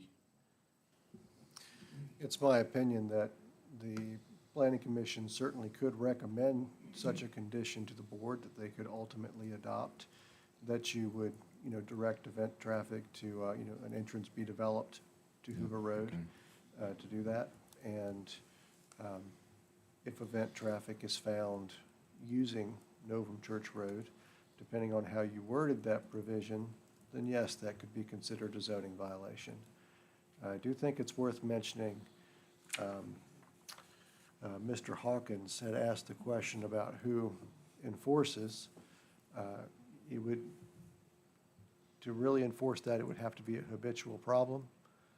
Our conversation so far, I think that if you were to choose to impose such a restriction, I'm sure that the, if the applicants move forward, they would use a gate or something to prevent people from just arbitrarily leaving that way. I don't think it would be a problem, but it merited mentioning.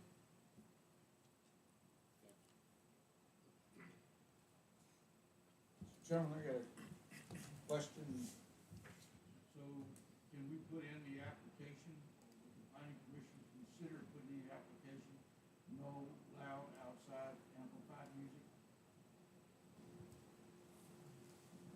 What's allowed? I think Mr. Peters at the last workshop actually stated, I've got it in my notes, that there wouldn't be any amplified music outside. And I understand the idea of putting the music towards the center of the tent, but since it was previously stated, could we say something to the effect that any kind of amplified music has to be under roof? And that takes care of the tent issue, the barn issue, and still keeps everything inside as a part of a condition that would, to some extent, not affect neighbors as significantly. I think that's a great idea.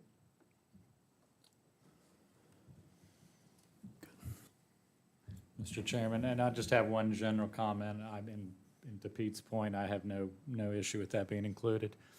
The only thing I wanted to point out was Mr. Wynn's comments from the Preliminary Development Review Committee meeting. As the VDOT representative, stated that that the proposed venue would likely require a light commercial entrance to begin, and that he would probably recommend a full commercial entrance be constructed in the future. And to me, that when he's talking about a light commercial entrance on what is probably, a lane and a quarter road, then that draws some concern for me. I had brought up in the workshop meeting several weeks ago that I kind of favored that Hoover Road entrance, and I don't know the feasibility of that, but that's probably my main concern and where I stand on that. Thank you, Ms. Cowan. Mr. Nichols, another question that I have as well, and it came up through public comment today, and again, I was thinking about this transition from tent to barn phase. Do we have anything mentioned, or can we mention that's a little bit more concrete, that businesses, unfortunately, they do fail at times, and they do not, necessarily make it to phase 2 from phase 1. Can we put in there that if business isn't prepared to go to phase 2, there is a deadline for when events in a tent can cease? Are we? I think we've done that before. And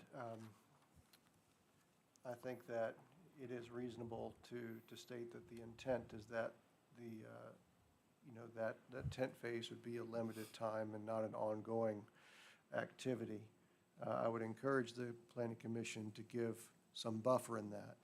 We would like to see presumably, should you choose to recommend approval, we would hope that our businesses in Madison succeed.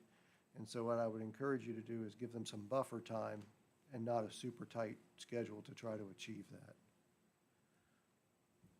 Thank you, sir. And then, again, added as a separate condition, or would it be included with, If you what would be the choose staff to, recommendation?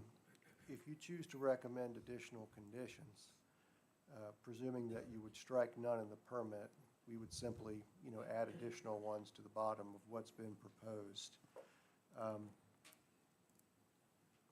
Let's say the public offered up some suggestions for things that they felt would alleviate some of their concerns. But yeah, certainly recommend the language that you think you'd like to see. Discuss among yourselves, and it's no problem to add that to a permit. I'll then turn to the other committee members. Any agreement with that, putting some specific deadlines or hard lines on the tent to, and Hannon, do we get in any legal issues by doing so? No, I don't think we do. And I think, was it 9 months was what I heard? For the construction timing, it looked like 9 months, yes. Right, But and then I 1 to think 2 if it- years on the tent. If the planning commission was thinking about suggesting that as a condition, then as Mr. Nichols said, to factor in the vagaries of construction and, some buffer time with that.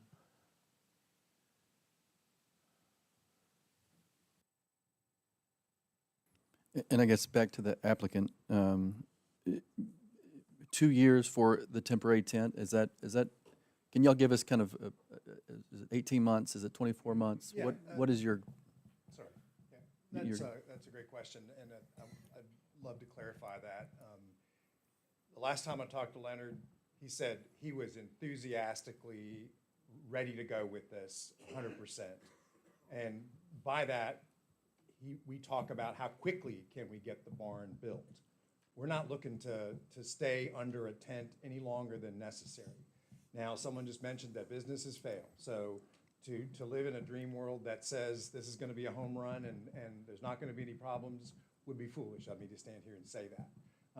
But 1 to 2 years is the transition for phase 1 to phase 2.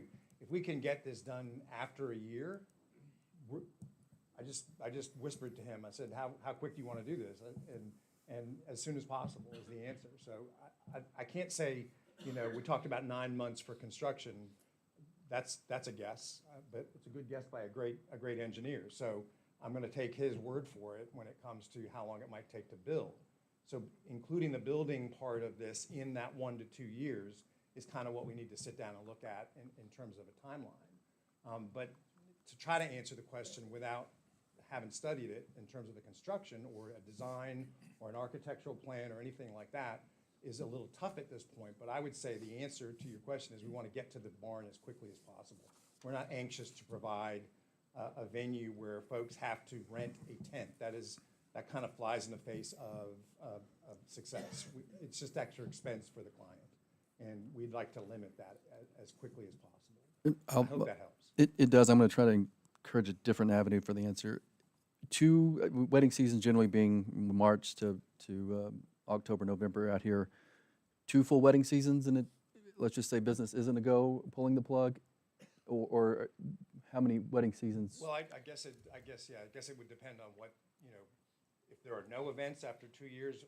If we hang around for 2 years, I don't know what the science behind that would be either. But ultimately, right now in February, if we look at the year ahead, we're going to have to do a lot of pushing to get some events to happen in this year, which is included in the 1 to 2 years. So we're relying on some revenue to show up here that can be stockpiled towards the venue. So if 18 months then starts to look a little better in terms of getting a little bit of a jump and then throwing the 9 months, construction period into the end of the forthcoming wedding season.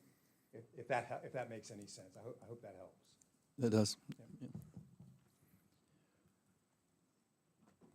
Yeah. Any comment or follow-up on that from the panel? Saw some eyes looking this way. Now, Mr. Chairman, if, back to the Hoover Road, I would propose that we change condition 10, saying that event and construction traffic entering and departing the venue shall be directed through an entrance on Hoover Road. But is that a potential new entrance on Hoover Road or going out? When they have one, I think it's a Yeah. great question. I think they'd have to create one. There you go. A commercial entrance. There you go. That's what I'm looking.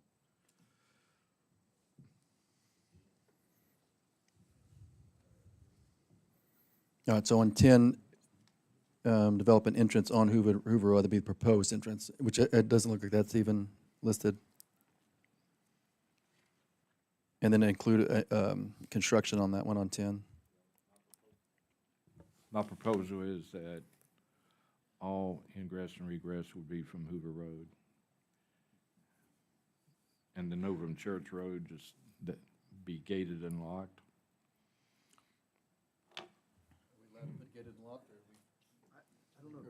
I don't know if you want to put that much specificity in it. Okay. Because it may be for emergency use.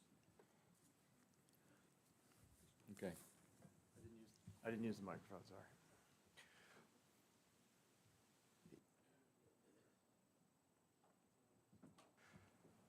sorry. Okay, so a couple of things.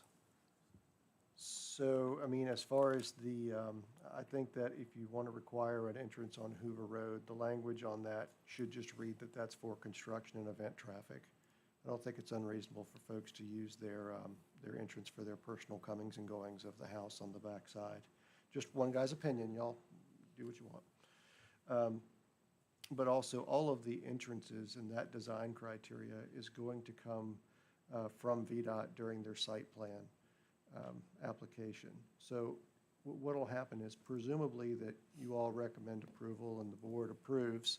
The applicant's next step will then be to, develop and submit a site plan that's going to show where the earth is being moved, where they're going to put the buildings, all those things. And at that time, it'll go to the health department, it'll go to VDOT, any other relevant agencies for their comments and approvals, and they'll have to comply with the state code on all of the other agency standards as well. So I think that we can let those agencies handle entrances.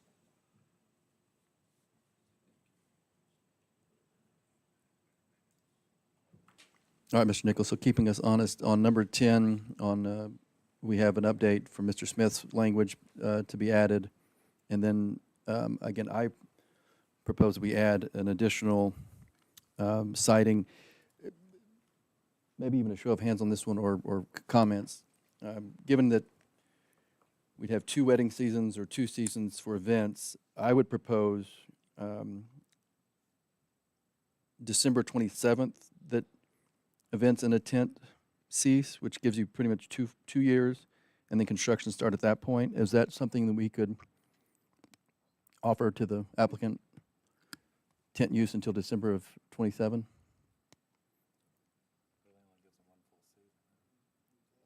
Okay. Oh, yeah, I'm sorry, I meant 28. December of 28, I'm sorry. Of the phase 1 use to be essentially the end of 2027. Defined, or end of 28, I'm sorry, yeah. Or the end of 28. Okay. However that language needs to go. Mr. Chairman, and we can work out the language, and I'm pretty much in agreement with all of that, but it was kind of my understanding from the workshop meetings that entrance onto Hoover Road was more of a farm entrance that didn't necessarily have an existing bridge to access the property. Was I mistaken on that, or, I mean, is that, if you may? I know that there's an entrance there. It's identified on the plat. I'm not sure about anything beyond that, but certainly if language comes into the permit that kind of indicates that as the need to be the entrance, that's gonna open up, the opportunity to look at, potential alternate sites on, you know, on the 152 acres, because, and that could actually, we're just sort of talking back and forth here, that could potentially eliminate, you know, the quote-unquote problem with the stream and the wetlands. I mean, don't hold me to that. I'm not making that a condition, but in terms of kind of processing what you're talking about on the fly here, this may solve some problems or some issues. We used to say opportunities, but issues. So I don't know, again, if that's an answer to your question. I would have to get the survey and understand that entrance in more specificity, because I'm not exactly sure what it means at this moment. Marvin is there anything that you could speak to on this? Marvin Hinchy of Hinchy and Baines Engineer. I'm pretty certain that entrance on Hoover is just a farm entrance right now. So, I mean, we need to check and make sure there's adequate sight distance, you know, for a commercial entrance on Hoover. That'd be the first step we do.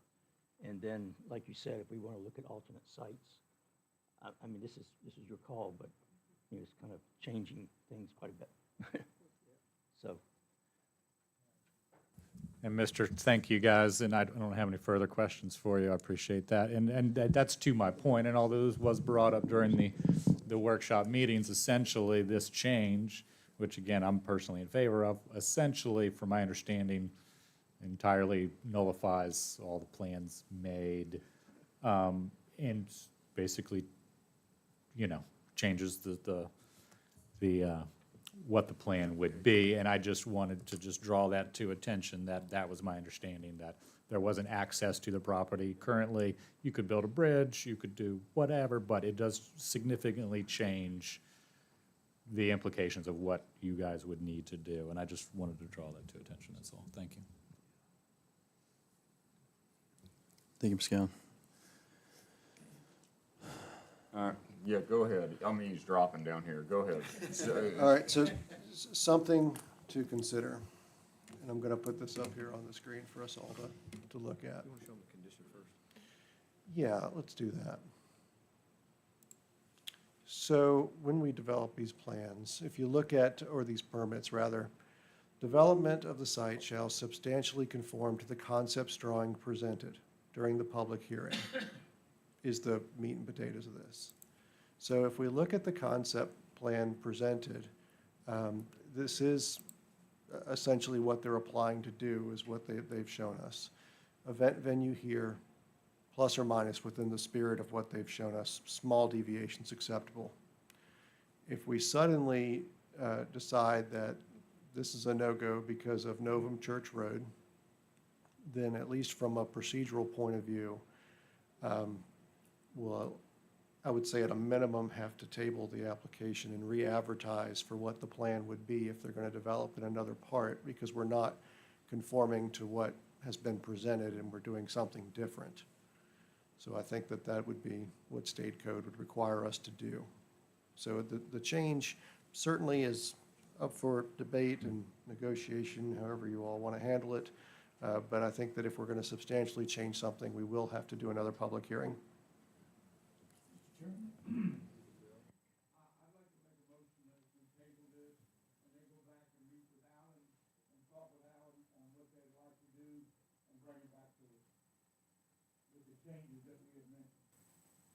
Mr. Webb, was that a formal motion? All right. The motion has been made and seconded to table case number SU-12-25-2 for further review and discussion with Mr. Nichols and the applicant regarding proposals and amendments to tonight's proposal. Correcting me? I'm not correcting you, but I am interrupting, and I apologize for that. Please do. Question to the applicant on this.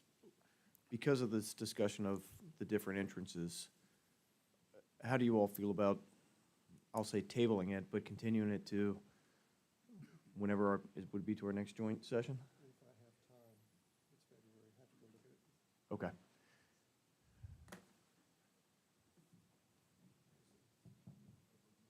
In response to the idea that that entrance, so that farm entrance, would become a condition to the permit, what I said was that that might mean we would want to look at different locations. And I Right. think that muddied things a little bit. Yeah, In agreed. terms of, oh my gosh, now we're going to have a different spirit of the plan.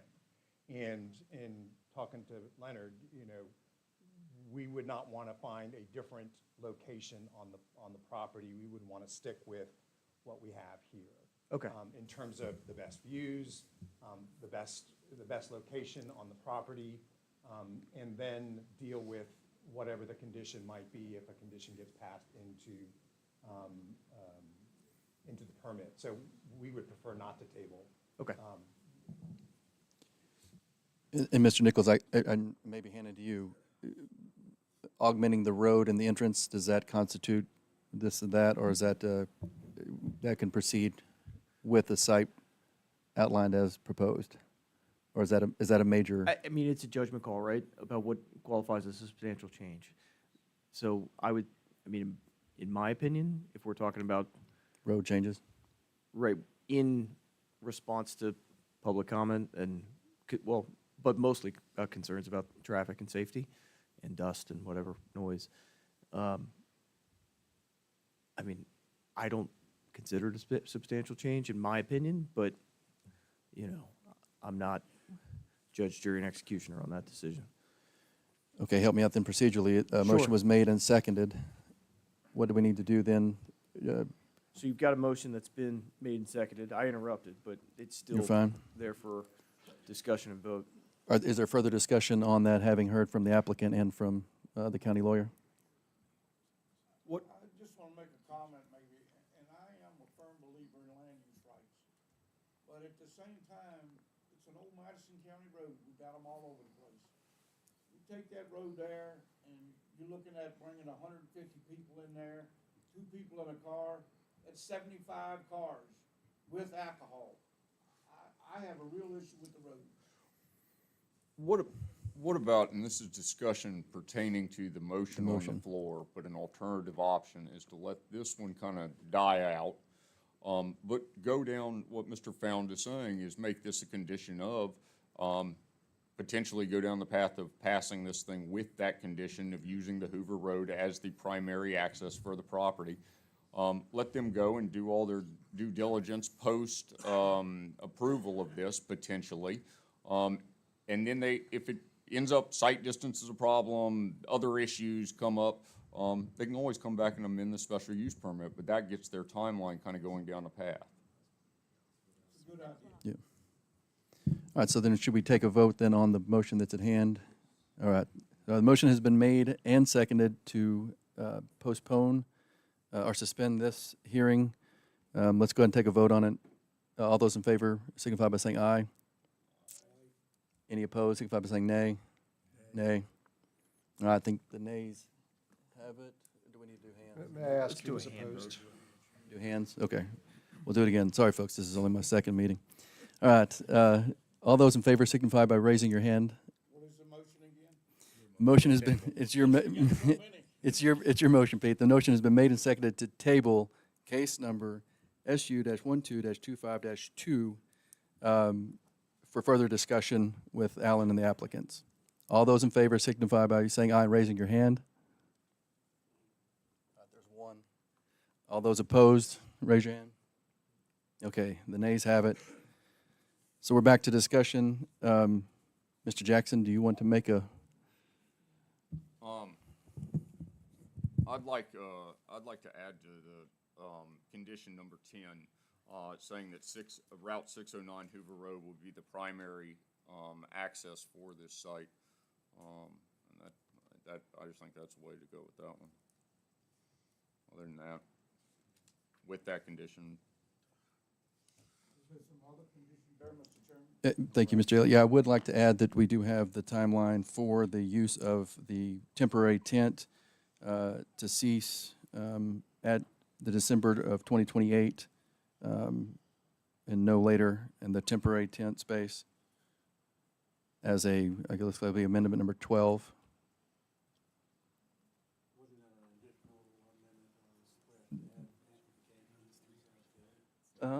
Mr. Jackson, was yours on the amplification inside? Was it just a? Amplification has to be under roof. Was that I think it was a That would be. edit to number 4. Wouldn't that be is it number 9?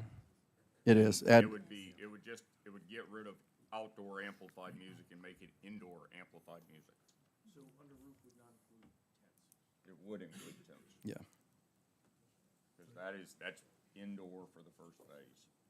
And you still have to do fire code and all that, so it's indoor. Take out the word outdoor. Yes, sir. Yes, sir. Oh, boy. I was going to So repeat this I'd one. like clarification for enforcement purposes of your condition, Mr. Jackson.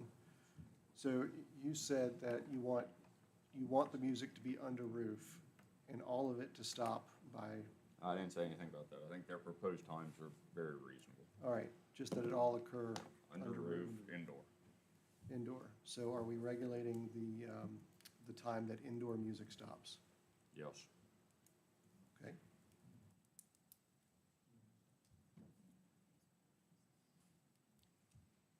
In order to make a motion here, we're gonna make a motion with all the changes three changes that the planning commission has made.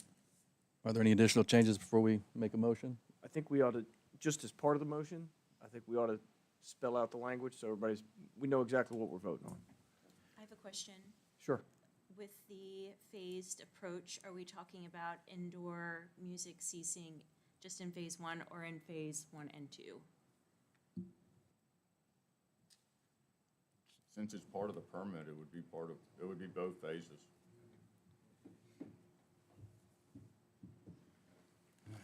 Zach, could you read all the changes again, or Alan?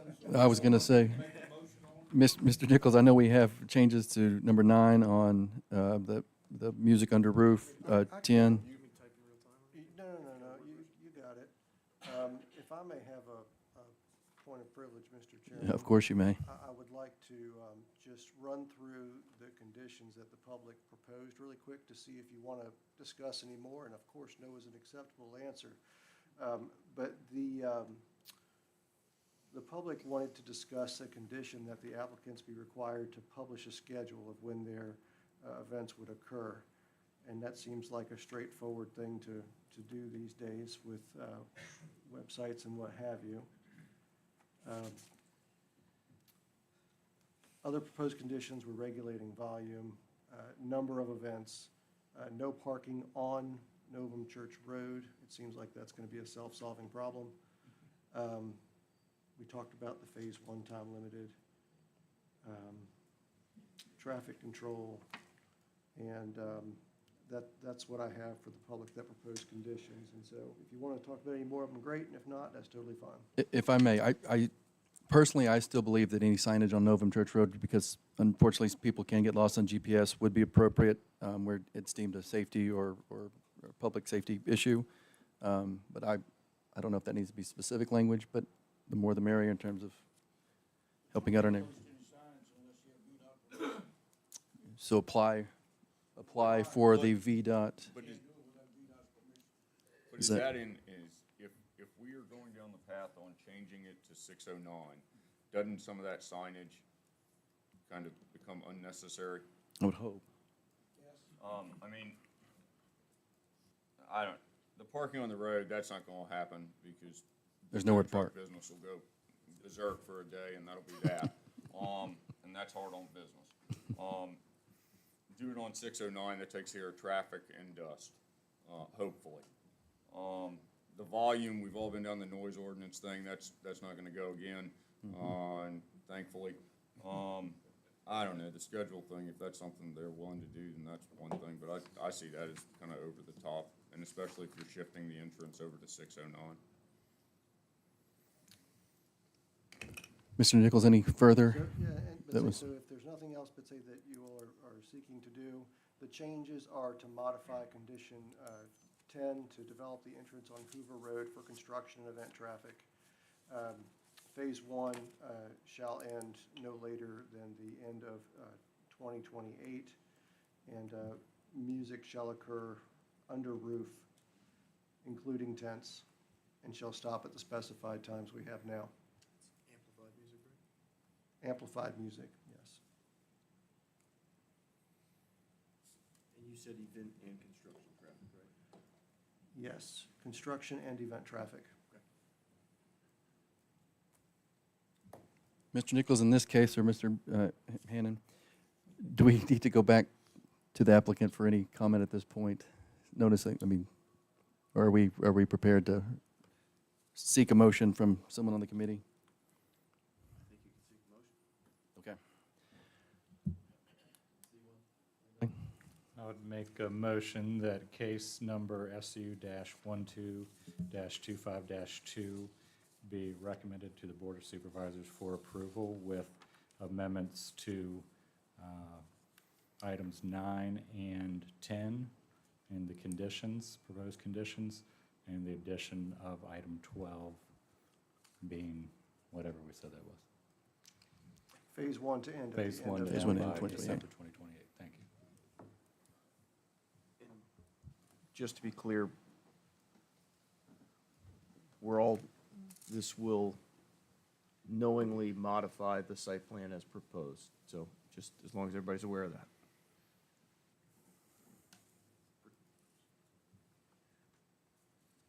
All right, the motion has been made. Is there a second? Second. Okay.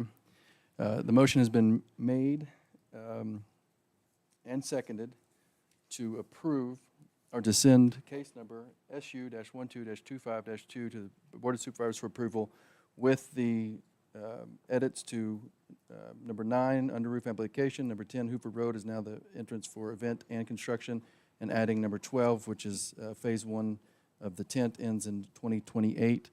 Mr. Nichols will take that paraphrasing and turning into better language. Let's signify with verbal in this one. All those in favor signify by saying aye. Aye. Any opposed? All right, thank you. All right, thank you, public and everyone, for bearing with us on that one. Mr. Nichols, I think we have some upcoming workshops, and then we'll suspend and head to the board. Is that correct? Yes, Mr. Chairman, I think that we'll do upcoming, and on your agenda is general public comment prior to suspending. But yep, upcoming, we'll have the second workshop for the Towers LLC, which is the proposed cell phone tower on Frontage Road next to the Wood Preservers. I did receive an application for the rezoning of some property across from the transfer station by Mr. Hostetler. So we'll have the first workshop on that one coming up this month. R3 rezoning rewrite. So the R3 committee that was established has completed this to the point where we're ready to circulate it to the Planning Commission for comments. There are 3 documents for you to look at. There is a redlined version that will show the direct changes from R3 as it exists now. The changes are so substantial that I also consolidated into a, as if you accepted every change, here's what it looks like version. And then there is a proposal for a new ordinance that's currently labeled Article X, because I don't know where it's going to fit yet, that proposes a R4 zoning district for multifamily or more intense use.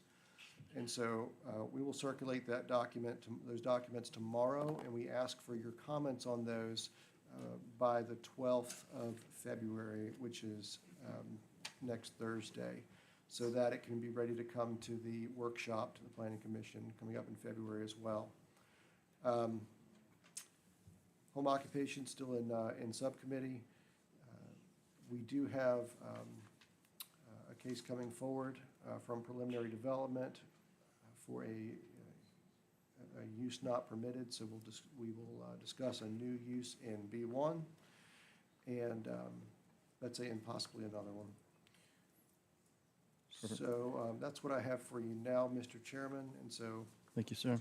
And just a reminder that all the members, it was the 12th, we do have action to follow up on the R3 zoning rework is before the 12th. Yes, we could have, comments. if we could have the Planning Commission's comments by the 12th, that would be fantastic. Just want to reiterate that one.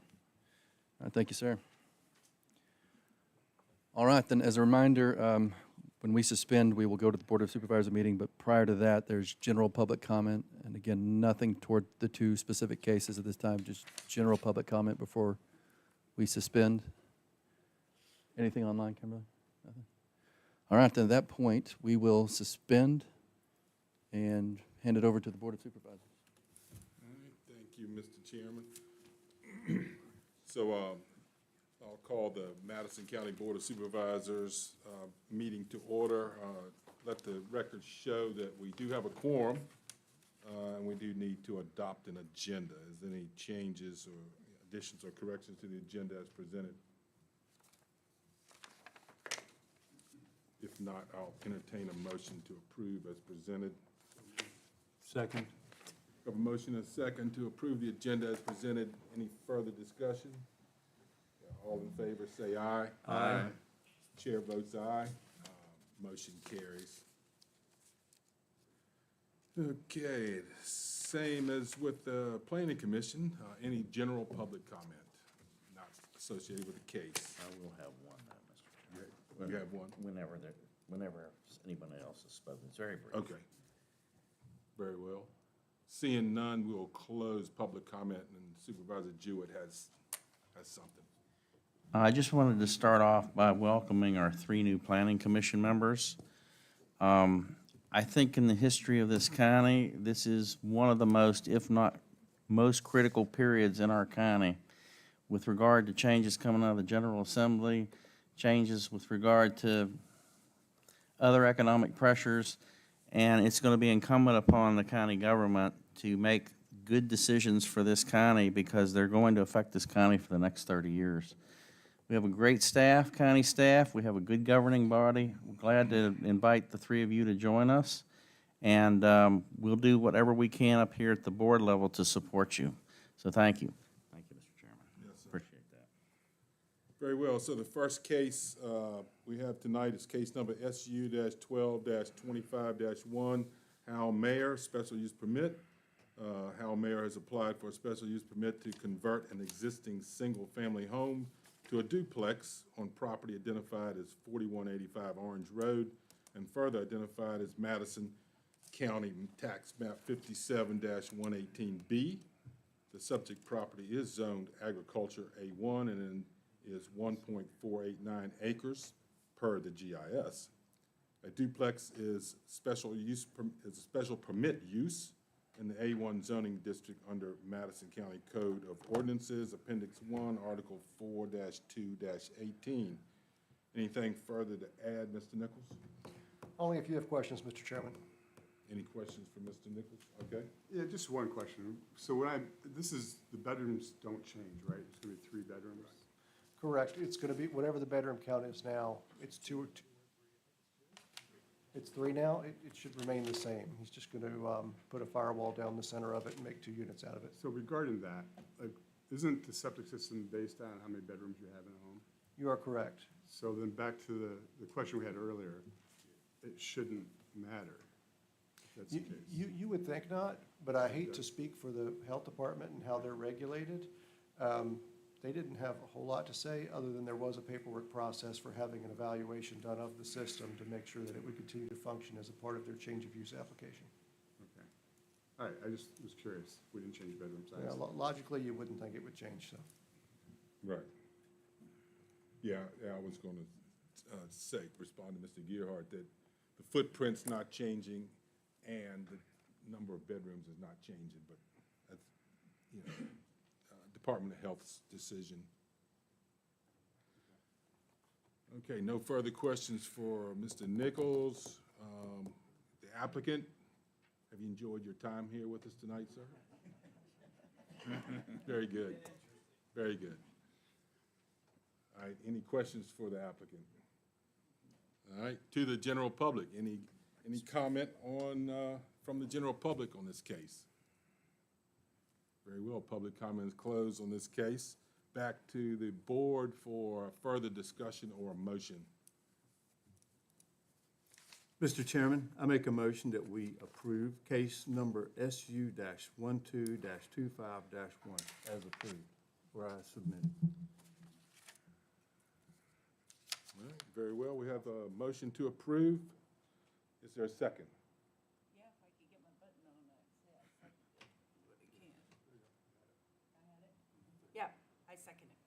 Very well. We have a motion and a second to approve case number SU-12-25-1. Is there any further discussion? Hearing none, all in favor say aye. Aye. Chair votes aye. Opposed, nay. Motion carries. Okay, Stay for four-year training if you'd like to do that too, but otherwise, go home and eat from me.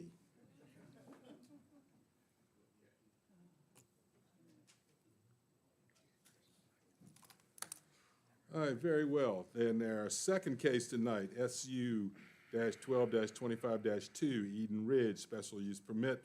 Stephen Found, on behalf of Leonard and Lori Peters, has applied for a special use permit seeking an event venue on property identified as 868 Novum Church Road and further identified as Madison County Tax Map 24-38. The subject property is zoned agricultural A1 and is 152.624 acres per GIS.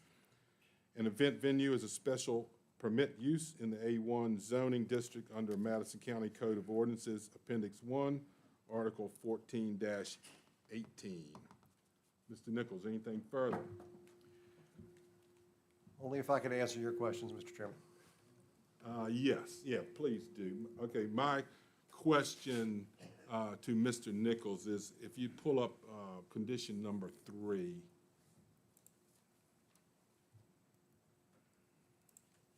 And I think I would like to ask Mr. Hinchy or Mr. Found or one of them that too.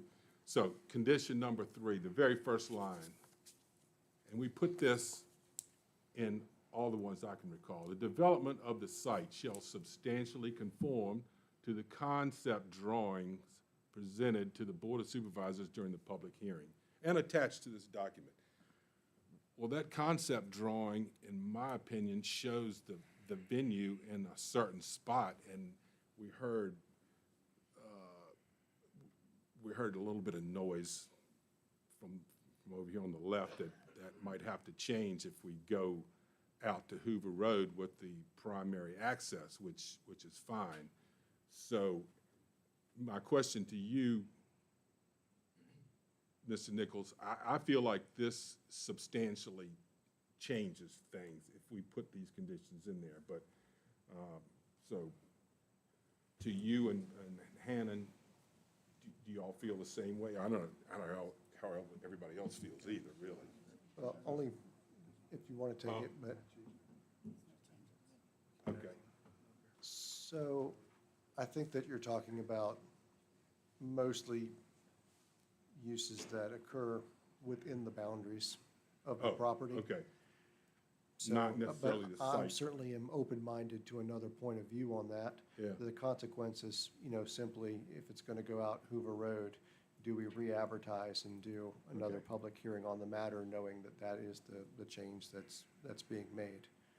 All right, so Mr. Buchanan just informed me.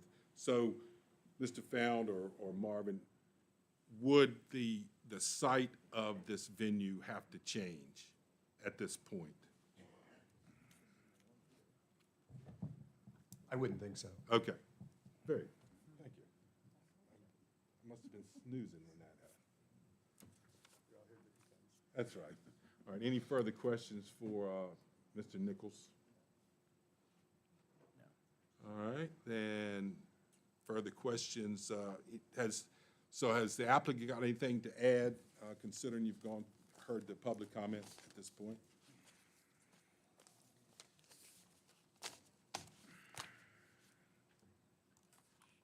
No, I think we're set. Okay. Thank you. Questions from the board for the applicant? You got anything? No, just the clarification that from the time it starts, it has to be Hoover Road, correct? Right, let's clarify. Ask them to clarify that, yeah. Okay, yes, clarification, I know I've heard it 10 times, but it still hasn't sunk in. We made, or the Planning Commission recommended this approval based upon changing the access to the property, the event venue for both the events and also the construction from the beginning would be Hoover Road. We'll make sure that we're clear on that. That's what I'm hearing in the conditions. Okay, just want to make sure everybody understands that that's what's happened. Very well. And may I interject here? Sure. So one of the thoughts as this was all going on was that possibly we could go in and, being this is a two-phase project, that we could do, and during phase 1, on this timeline, and I don't even like a timeline, because that means if you give a business a timeline, if they aren't creating enough business, they may fail. So I don't particularly like a timeline to begin with, but if we're gonna give one out there, so be it.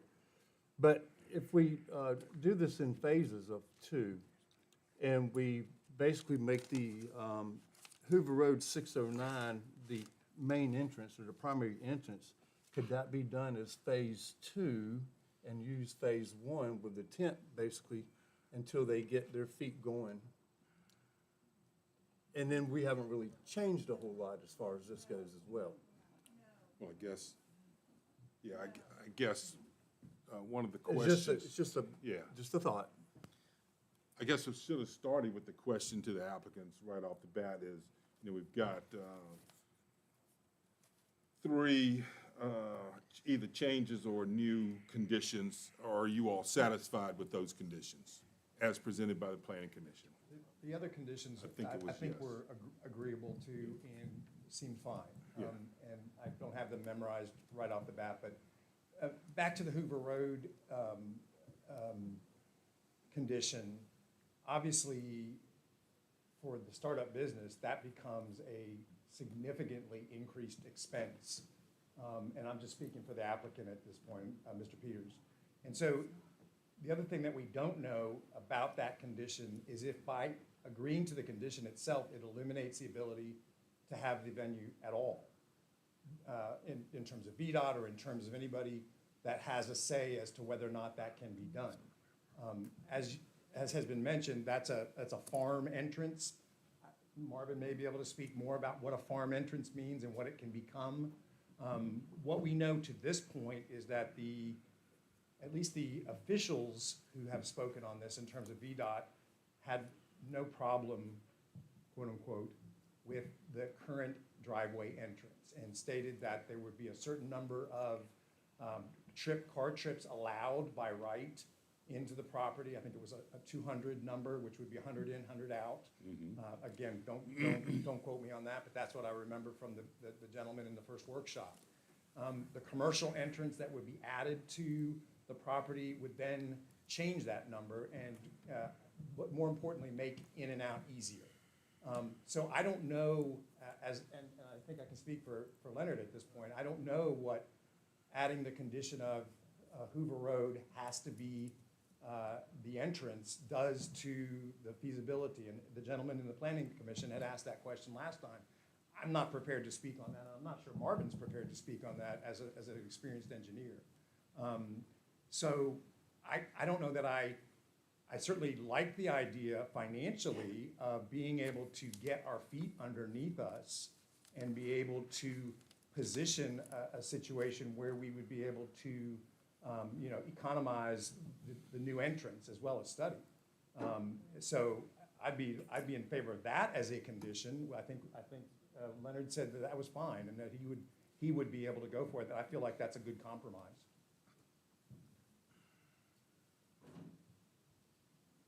From the board? Our comment time? Yes. I'll defer. I want to say something, but I'll defer to other members. Okay, well, I guess then let's go to the public for any further public comment. Is there any further public comment at this time? Yes, ma'am. Mr. Chairman, just for everybody's edification, Yeah. we've sort of hastily tried to capture the changes All right. that are in the red. There's these 3, and then there's also number 1.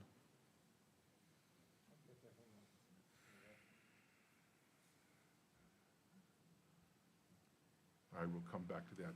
Yes, ma'am. Margaret Byrne, 149 Novum Church Road. I'm not going to add anything more than what has been said, except I would just like to paint a picture of what it's like to live on Novum Church Road. We talked about the VDOT speed limit, and I don't think any of us knew that because we don't drive more than 20 miles an hour because it's unsafe. Farm equipment's coming. If we're on Novum Church Road, we're always looking up ahead. If there's Ramsey's on the road with his horses, we slow down to 5 miles an hour. We give him time to pull off with his dogs, and then we slowly pass him.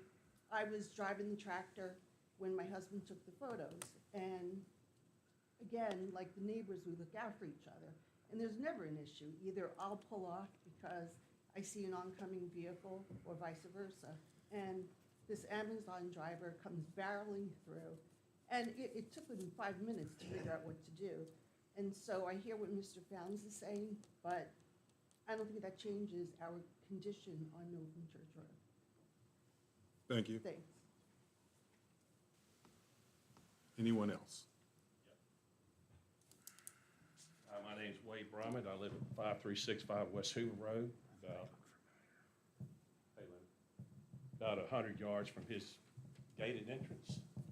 That gated entrance is elevated. The current fence line is all in the right-of-way, and it's elevated. That's all going to have to be laid back, in my opinion. It's going to be a great expense. Also, there's a 500 pair of cable. I found it when I put my entrance in. So it's not a simple thing, in my opinion, that entrance, plus crossing the farm, he's going to have some wetland to deal with. It's going to be a great expense for him. You're talking about From Nova Church Road. Nova Church Road, or you're not talking about the Hoover Hoover Road. Road? Yeah. 5365 Hoover Road. I'm 100 Okay. yards from his fence entrance up there. And it's, I have a hard time with the sight distance from my driveway. So, for what that's worth. Thank you. Anyone else?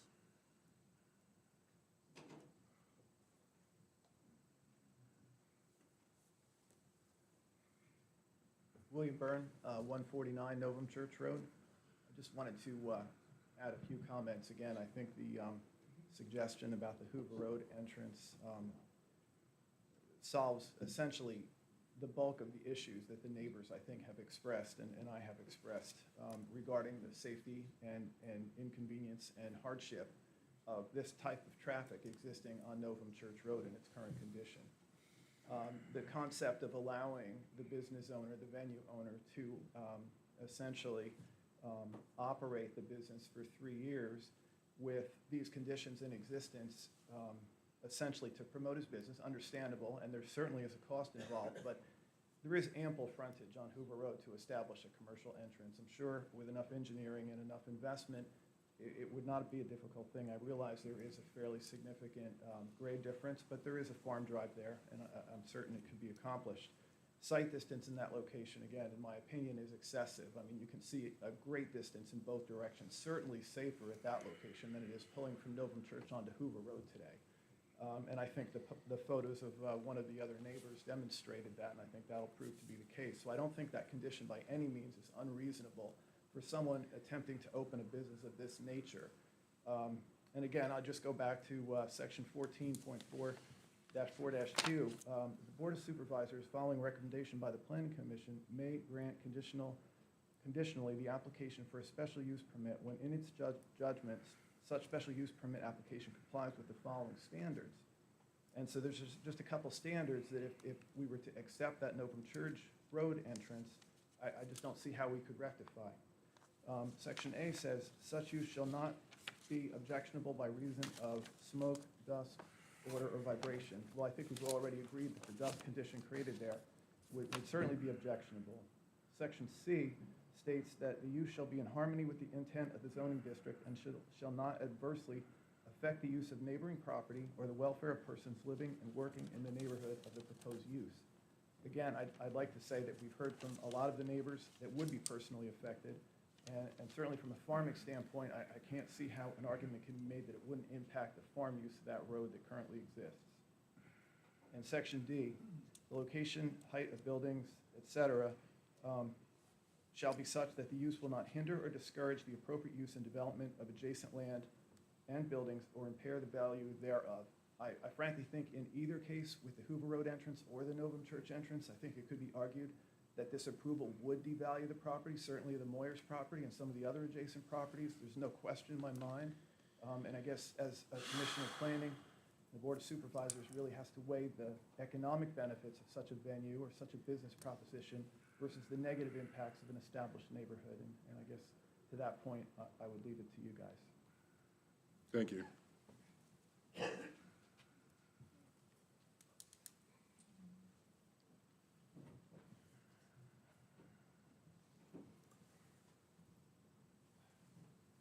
Donald Stallworthy, 384 Northern Church Road. Mr. Nichols, could you pull my pictures back up again? Please, thank you. We already heard what I had to say before, but I'm going to take it to the scenario is this is a one-lane road. Let's say you have 40, 50, 70 cars lined up waiting to get out at this intersection. There's an emergency. EMS needs to get there. No one can back up and EMS can't get in. It doesn't matter whether it's while the development stage of the business or whatever. There's a choice here of recognizing public safety, taking your time, putting in the correct access, protecting the public, and letting this business develop and giving it time. Understand that. You need time to do that. But saying, well, we're going to ignore the public safety issues for now, so they can run tents and get some money to do this. To me, that's kind of upside down. When I worked for an investment company, that's not how it was done. What's your market study? What's your revenue stream? What do you need to get started, and how do you do it right? This intersection is going to plug up. We back out, we move. There's no place to back up. There's no place to move. If somebody has to get in there or get out, if you don't know the area as well. The other aspect, one of our neighbors, with the horses, is exactly right. When you come down from my property, forget about calling anybody, and GPS doesn't know what's happening. You're going to turn into the driveway you think it is. So those are all realities there. But I go to the public safety issue. Hoover Road, if you could scroll down, has lines of sight. I'm not a highway safety traffic engineer. That's up to VDOT. What should that access look like?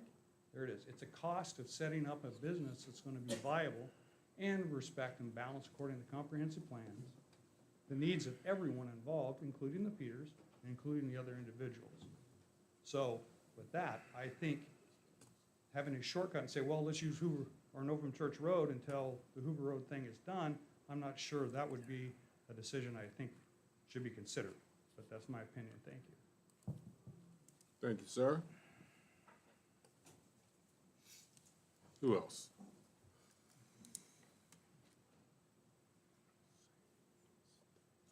Denise Webb, 470 Novum Church Road. So Mr. Peters come to my house, and I brought something to his attention. You know, when you have a wedding, the bride wants the best, right? She wants the fancy car and all that. That road, even during the dry weather, there is like a little creek that is in the roadway, and the road is constantly wet before you get to Mr. Peters. I brought it to his attention. Mr. Peters, do you think that these brides and these parties are going to want to trollop through mud to come into your place? He said he hadn't thought about that. He appreciated me telling him. Well, I'm thinking about, I don't want his business to fail. Okay, he goes through Novum Church Road. The first one he gets, they get on and they trash him on social media. And we know how social media works. They can destroy anything. Mr. Peters is already out of it. Think about that. You got a dirt road that is constantly nasty. We'll go back to the sign issue. You come back onto Novum Church Road and you're going to come in there. I personally have contacted VDOT. I put in an application for a sign to be put up. I was denied. And that was for public safety for my child. So you need to think about, for the next 2 years, we're going to suffer with this coming through, and then Mr. Peters is not going to go through because of a poor road condition. I'd hate for that to happen. If you want to be successful, come off of Hoover Road. That's where I think would be the best solution for all of us involved. Thank you.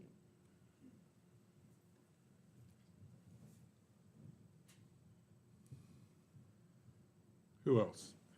Anyone else?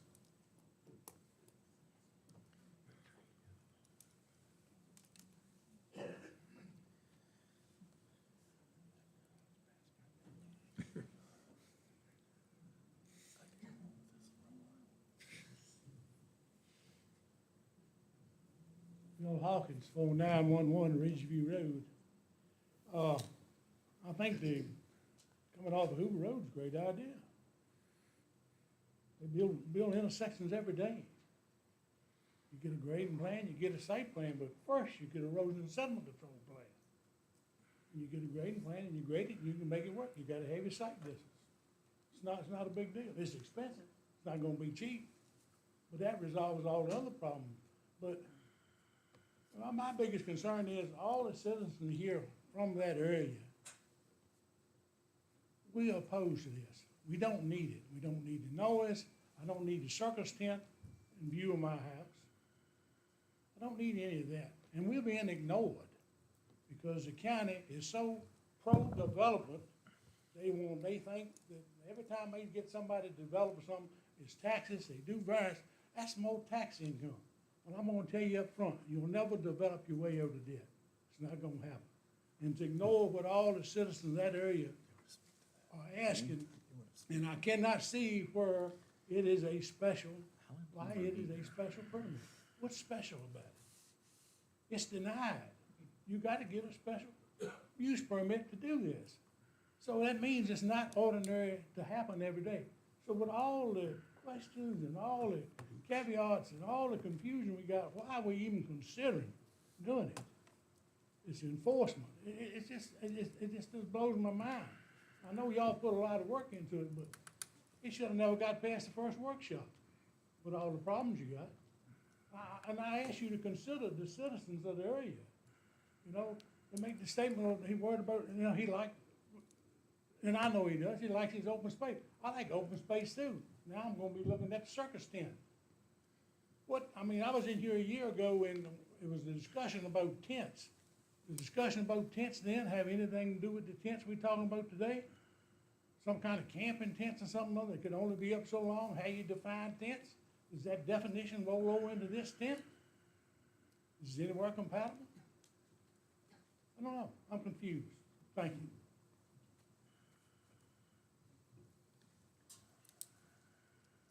Anyone else?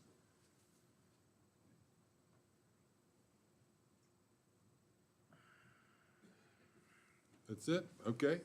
So, public comment is closed. So back to the board for further discussion. Do you mind if I say a couple things? No. I think I'm regarding hoping the tent, everybody's gonna say something. I think regarding the tent issue, the tent's coming down after every event. So you'd be looking at it on a weekend and it comes down. And then it goes into the barn eventually. Some great comments were made, and I think we are listening, and I think the planning commission listened. I think we, and the owners are listening and seeing that we did make a big change here, coming out on Hoover, and I think that is great. I mean, there's a lot of great comments from all the people here. We want to see your neighbor be successful. Not only, I'm sure you like your neighbors, and you want them to be successful, but also the county. There's a lot of people here. We have tax season coming up, and there's nobody that comes to the tax to see what we have to do and how we make the budget. Ms. Henshaw brought up great points. She works for the school. She understands what happens when we got to make cuts. And we're trying to bring in businesses that fit into the community. So instead of bringing in vape shops or things like that, we have somebody who wants to come in and provide a beautiful venue for weddings. I don't really have a problem with that as long as we can talk about it. And what we've seen here tonight has been amazing. And I think everybody's listened. And I think that's what we do. Regarding trash coming out of these places, I can tell you right now, I live on Duet Road, which is a dirt road. There aren't people coming from out of town throwing trash on that road. It's the locals, all right? And that's one of my pet peeves. I gotta pick up that trash all the time. And it's the McDonald's and it's the other stuff. It's not from like wedding venues, right? Okay, so I just think we've listened to a lot of things here, and I do like the fact if this, and to give business advice to a business owner, that's not really our place to do. This is gonna be a lot more expensive. And what Mr. Jackson said earlier, if I heard him right, was if this goes and VDOT says we can't do it at this location, he can come back and apply to go back to the original SUP. Again, you're gonna see, you saw what happened, so that might not go well for you, but you have that option to come back. So I think we all listened, and I think we came up with a decent option, and that's all I have to say. All right. Who else? Mike? Sure. So, many things here. addressing the issues that we heard back at the workshop. A couple of them, many of them, were dust issues. One of the issues I came up, or one of the clarifications I came up with, called VDOT, called two different agencies with VDOT, called a local guy, because I know that one of the gravel roads near my house, I said, I know you have some kind of a product you put down to capture the dust. Well, it's called calcium chloride. And I asked if any of the neighbors on Novum Church Road had called in about dust and if they had put down calcium chloride on that road before. Yeah, we have a couple times, but not that many people complain about it. What they generally do when they call VDOT, and when they come out and put this product down, they will go down in front. They would like, of course, to put it down the whole road. And I heard actually from one of the people said it was an expensive product, and I heard from actually the chief lady, she says it's not that expensive. But what they would probably do is put it down in front of each house to keep the dust down. So that could be one option of each time. I do like the idea, I got three asterisks about this, is a newsletter. I do like the idea of letting the neighbors know when the events are happening, so that way we're not horse riding out on the main road at the times when traffic's coming through. I think that would be a good option of knowing when you could be out there, when not. Another little piece of math is if you were doing 150 people and you did 2 people per car, 100 or 50, you're either doing 25 cars to 75 cars total. Let's see, and I still like the idea of not forcing somebody. I'm a small business. I've been in small business since 1992. And I didn't grow right off the bat. I didn't grow that much anyway. But still, the thought that I had to go out and start a business and have to go through all that we would have to do to make this road, I think is going to be expensive and it could kill the project. I like to see small businesses grow. I like to see small businesses in this county have a chance. And I do think that if we force them to go off of Hoover Road right off the bat, it will probably kill the whole project. So, And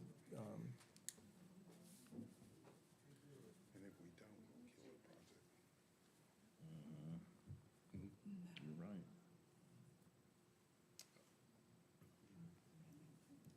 Mr. Jewett? I'm going to try to be as quick as I can because it's way past my bedtime, folks. This is a recurring issue. This proposal is just a recurring issue that we have in the county when these particular event proposals come up. And I'm going to just kind of go down both sides of this.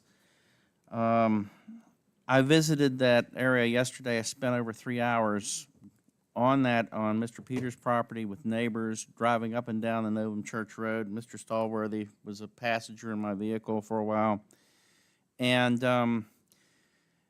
we'll start off with the fact that, this is a very nice venue. I mean, I think it has potential as far as a business goes. Now, I don't know the actual numbers or how this would work out. I can't address that. This is a tourism-focused business. Mr. Peters does have some property rights, and, the test that I've used regarding balancing property rights in the past has been, if my neighbor's going to do something that's going to affect my taxes and property values, then it significantly becomes part of my business as well. Now, addressing the devaluation of the property in the event that this facility goes in, what we have seen historically in our analysis is that properties immediately adjoining our event venues in the county, their property value in the last valuation went up 65 to 70%. The average increase in valuation in the county was 53%. So actually, these properties increase in value, whether it's because of the event venue, but more likely it's because of the location. It's just a desirable location. So that's not an issue with this. It's certainly not going to increase our taxes. It's going to actually contribute to the tax base. Now let me flip to the other side. I don't want to use the word precedent. I'd like to use the word consistency. And we have consistently approved such projects under these similar circumstances. Now, for me, the change here, as far as I'm concerned, that would change my opinion of this project is the fact that there is the safety issues on that Novum Church Road. And I will be honest with you, even if we weren't discussing this project, the Novum Church Road has so many safety issues that need to be addressed. We need to come up with a comprehensive plan. I've asked Mr. Gordon to contact our local VDOT engineer to come out and do a ride-along with supervisors. We've done that in the past. It's somewhat successful. VDOT is my biggest frustration being a supervisor. It's like dealing with the Wizard of Oz. A lot of fire, but you don't know who's behind the curtain. And you can't really pin down who the decision maker is very often. But we need to take a look at that road because, would you pull up the GIS on that location?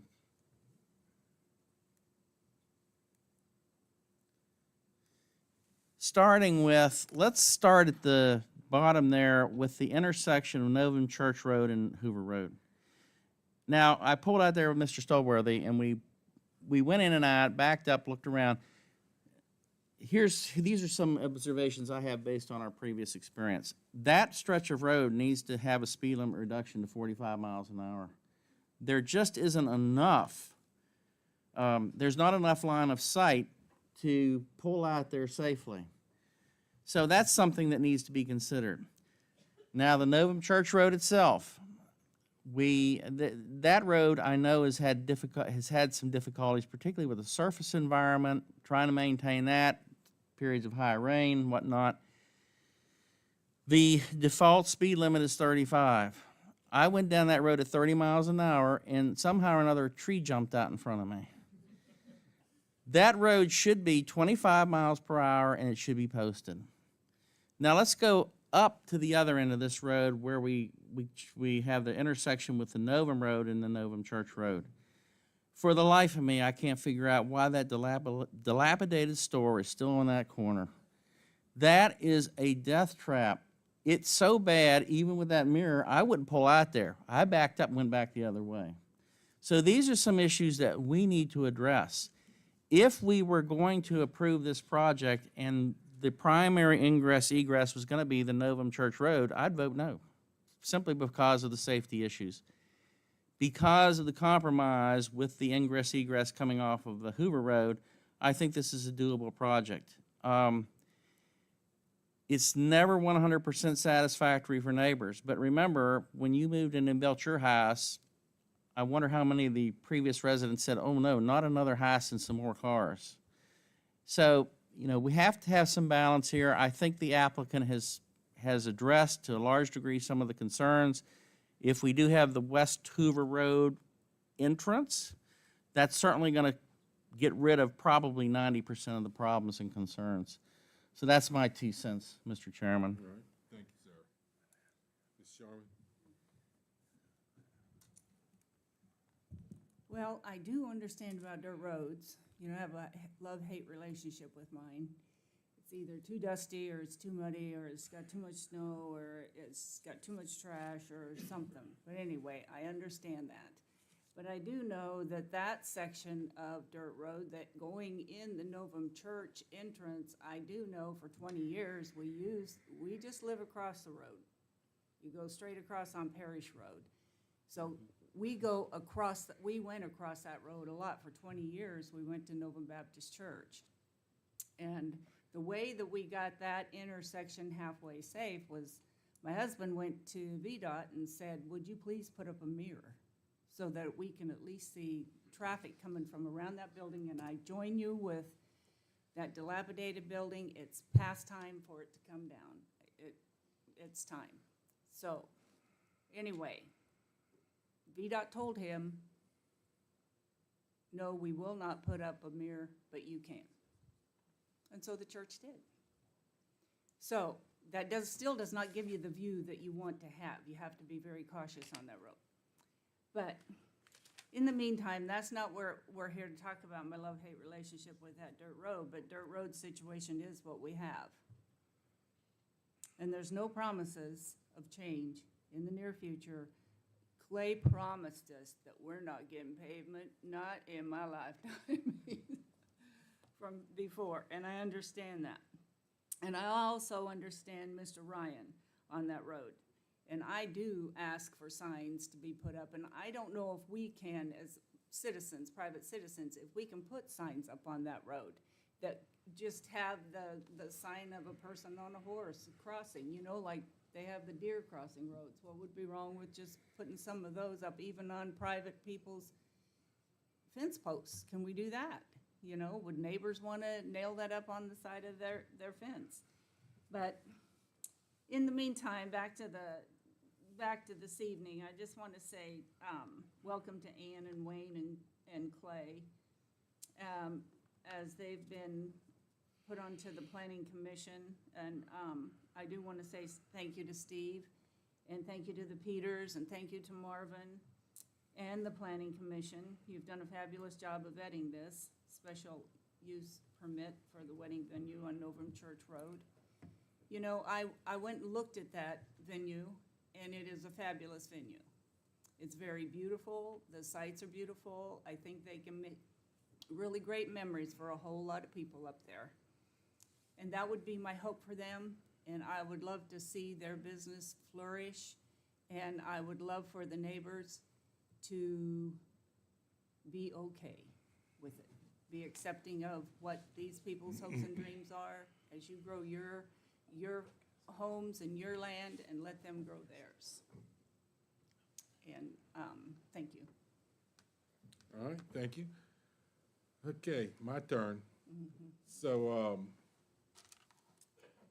you know, I was on the Planning Commission 9 years. I've been on the board 6, and, you know, we same kind of crowd, and a lot of the public comment tends to be the same, but it's important. It's important. And I heard two especially important ones tonight from Ms. Stallworthy, talking about doing a dust calculation of EPA. So I think there's another EPA guy in here somewhere, and I looked over, and that is a real thing.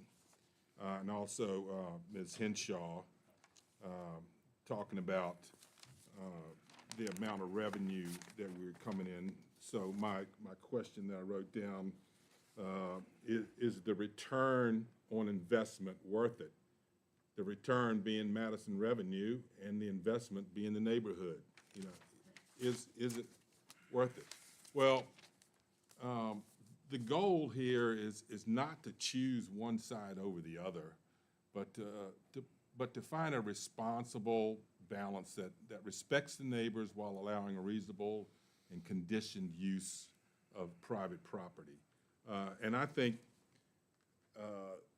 the conditions on this permit were built around concerns that we've heard over the PDRC, Preliminary Development Review Committee, which was what, November? Was that November? That sounds right. November, and through 2 workshops, and then tonight. Obviously, 3 additions/changes have been crafted tonight by the Planning Commission, which I'm in full agreement with. So I think that the conditions that were already in there, plus the 3 that were added or changed tonight, address the issues that have been raised, and I'm in favor of approving this thing as presented by the Planning Commission.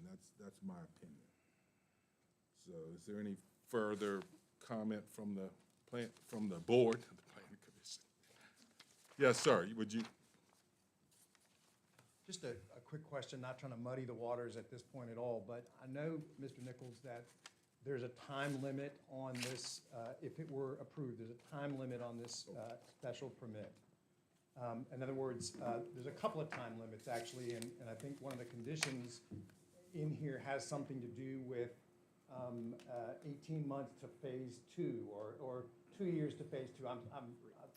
So the way that it was presented by the Planning Commission is that the use of the temporary tents shall cease by the end of December of 2028. Okay, so that's So you've got all of 26, all of 27, and all of 28. So you've got 3 years for tent use. So, so the reason I asked the question, or rise to ask the question, is with the condition of the Hoover Road access, I don't think that we have a problem implementing that. It's a question of timeline. Because that would potentially add time, effort, money to the entire project. So to have the 3-year timeline stay from phase 1 to phase 2, or even anything for that matter, kind of changes a little bit with the construction of that road. And I'm not doing a good job wording this. I understand where you're going, yes, sir. So, Mr. Founder, I think if the rest of the board would agree with me, we add another 9 months to that timeline to accommodate that. That seems to be about the additional time required for a DEQ submittal, DEQ, yeah. which undoubtedly will come into play with that much road. And I think that it's probably appropriate to ask Mr. Henchy if that timeline seems about right for a DEQ submittal, because that's really the part that changes. Yeah, Mr. Henchy, if you would. If you want even math, a year maybe. In addition to the submittal, there's a preparation time period too. So probably a 6-month time period to prepare the submission, and then DQ's approval usually will take about 9 months. So 6, so we're talking 15 months, you thinking? Unless things change, that's kind of what it takes right now. Can we start it 3 years after the approval of that entrance? And once they get that done? Yeah, so we're gonna do December 28 plus 15, Whenever that approval comes in from DEQ or from the VDOT. or from, okay, You know, I so- think we don't know how long it's gonna be. 9 months from the DEQ approval, Mr. Nichols, would that?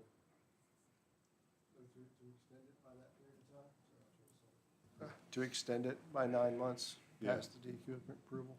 Yes. So. Oh, no, not 9 months beyond DEQ, it would be DEQ plus, plus 3, right. Do you want to make it easy math and say 4 years Okay, and just add the 12 months to the end of what's here now? And hopefully that gives plenty of margin there to do this, because that gives you a total of 4 years, which should be plenty. yes, sir, So may I? yes. So are we going to, the way it's presented now, or in a timed phase that they can operate at some particular point to get some revenue going? And then they can decide, no? Yeah, they decide. So the timeline as per number 12, can you blow that up a little bit? I can't see. I did, I simply changed it to 2029 instead of Oh, okay, 2028. yeah, that. Instead of 2028, change it to 2029. Yes, sir. I'm sorry, I'm trying to be clear in asking this question. It really had to do with activity. So if I'm not mistaken, there was a limit to the amount of time that could pass with no activity in terms of actual events happening. It's 2 years. So the way that the permit is, or the way that the ordinance is written, you have to establish your activity within 2 years of the issuance of a permit. Once established, if you abandon it for a period of 2 years, you've abandoned your permit. And does the construction of a road count as activity on the permit? It'll be the diligent pursuit of construction is how that is worded. I was looking for the words, and so that is acceptable in establishing that activity and how we have done that in past. So Understood. yes. And so at this point, what would be the deadline for that diligent activity to have occurred? In other words, how much time would the applicant have to get all of the ducks in a row that needed to be gotten in a row, including finances and all of that sort of thing, to be able to start activity? Have you engaged your engineer to begin work on this project? We Because have. if you have, Mr. Henchy's here, you have engaged in the diligent pursuit of construction. So what's the Already. deadline for the permit to still be active, is what I'm wondering? Just need to continue to do I think you As need, long as we're diligently doing, okay. yes. It is it would be active. Yeah, now. we can, assuming the board approves, it is active now. You'd say you may pursue construction and your site plan, and then we'll take more time offline to pursue that. It's simply a ordinance requirement. It's a yes or no question on all the items. And we'll go that route at that time. And I'm happy to prepare something that explains all the timelines for you on that. No, it's totally fine. All right, further discussion from the board or entertain a motion?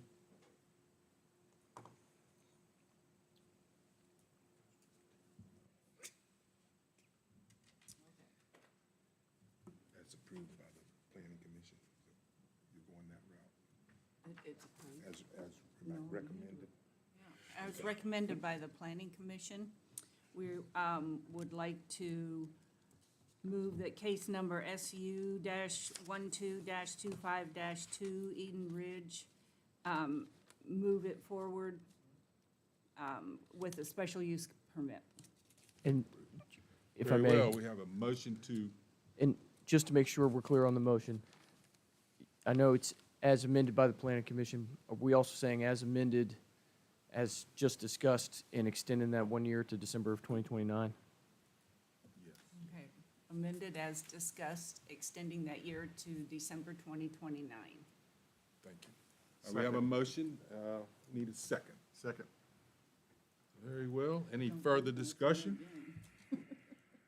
Okay, let's do a roll call vote. Mr. Snyder? Aye.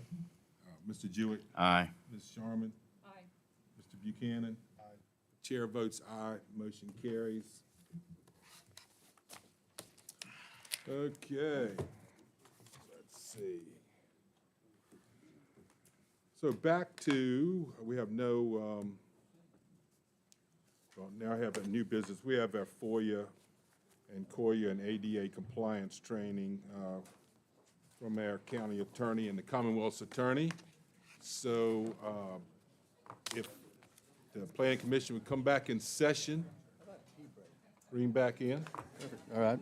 It's not a bad Thank you, everybody. Yeah, we'll come back in a session You for, want to take 5? You want to take? Anybody you wanna do need? it? Yeah. We'll take a quick 5-minute recess. Thank you, Mr. Jackson.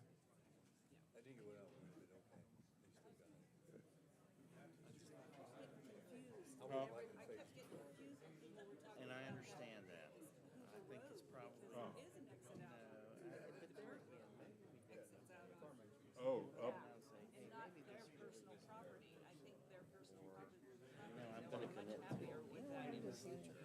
I just, it's gonna cost me a fortune to do it. Hey. Yeah. Oh, yeah, okay. Right, okay. I did not know that. They're gonna have to figure out how much that road is gonna cost, and if they can come out. And then you have to make a decision. Right. And you know, he told me, when I was visiting, he said, I never could I'm not trying to run ahead of you. I'm right behind you. So, yeah, when that woman brought up the calculation for the dust with the EPA, it's like, so Doug is an EPA guy. I looked over there and he goes, Oh, yeah, well, you know, I mean, the Damn. farmers have to have, I mean, for being, that was good. See, I like hearing stuff like that, yeah.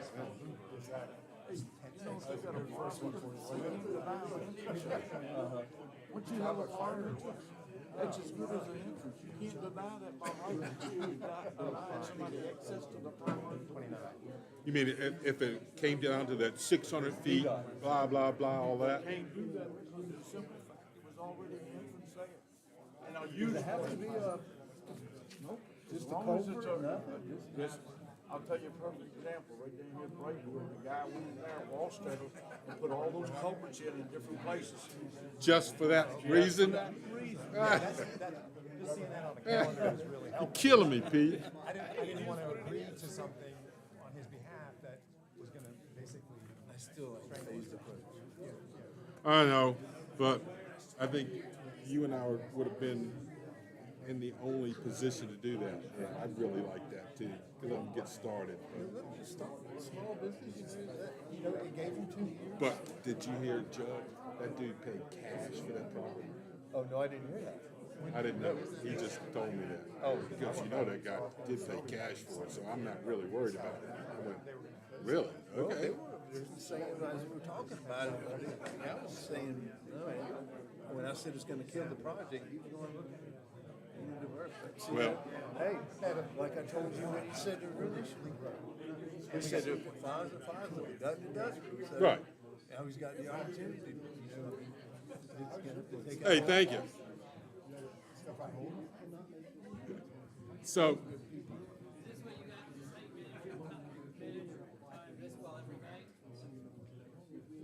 a lot. I know. Say, hey, yeah, Mike and I had a 5 o'clock. I'm exhausted, man. It was a good solution. Yeah, Clay. Well, so Judge told me that. I said, man, this could be a non-starter because the dude paid cash for this property. I went, oh. Yeah. That changes it, huh? That does change it. Gravel's expensive. Yeah, oh yeah. But hey, it's the best solution. It's the best solution for his business too. Have you been down that road? Novum I've been Church? down part of it. It's bad.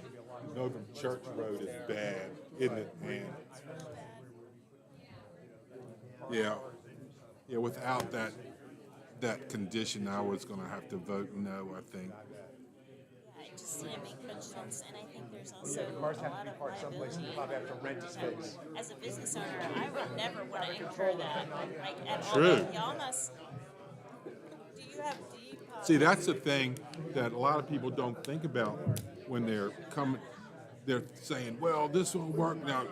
You know, they need to do this. It's like, wait a minute. These people in business, they want to treat their customers really. That's right.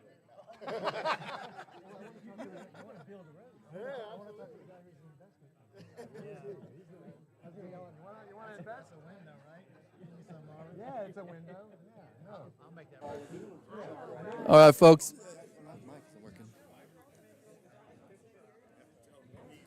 All right, folks, we're going to go ahead and resume the meeting. That's a bit dangerous.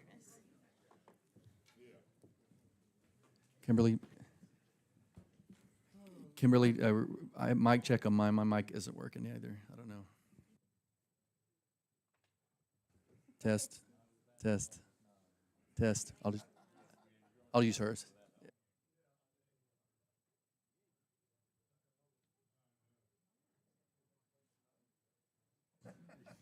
All right. I guess at this point, turning it over to Mr. Wright, are you going to lead this? Oh, Clarissa. Of course you did. That was the fastest meeting we've ever had. What are you talking about? I have a new computer, which was a lot. It is still awake. Getting it, there was a lot involved. I'm very appreciative to IT. Okay. This does not replace the very boring online presentation that you have to watch if y'all are familiar with it. No, you're good. My only obligation with Koya is I have 3.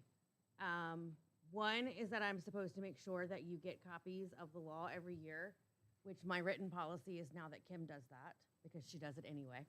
And then number 2, I can provide written opinions. If you have a question about Koya, Hannon can do that too, and the Koya Council can do that as well. You have to ask me in writing for me to provide it in writing.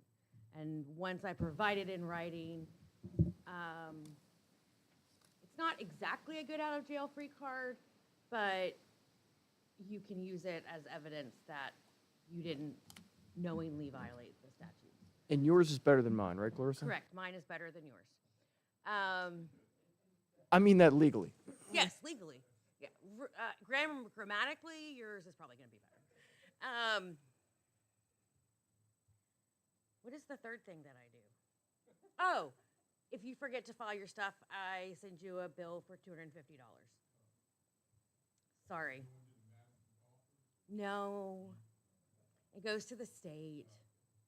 It's a real bummer. I will say that I have had to prosecute a couple of these, and by prosecute, I look at the statutes and I talk to the Koya Council, and we decide that it's not actually a violation of the statute. But the idea, obviously, is to make sure that you're not making decisions for the county based on your own pocketbook or someone that lives in your house's pocketbook. If you have any questions, come talk to me, come talk to Hannon. That is a lot better than going through the definition of gift has 17 exclusions. So it can get pretty dicey and pretty weird. Basically, don't make decisions about a contract if it's with your business and county money. It's very common sense. It's very obvious.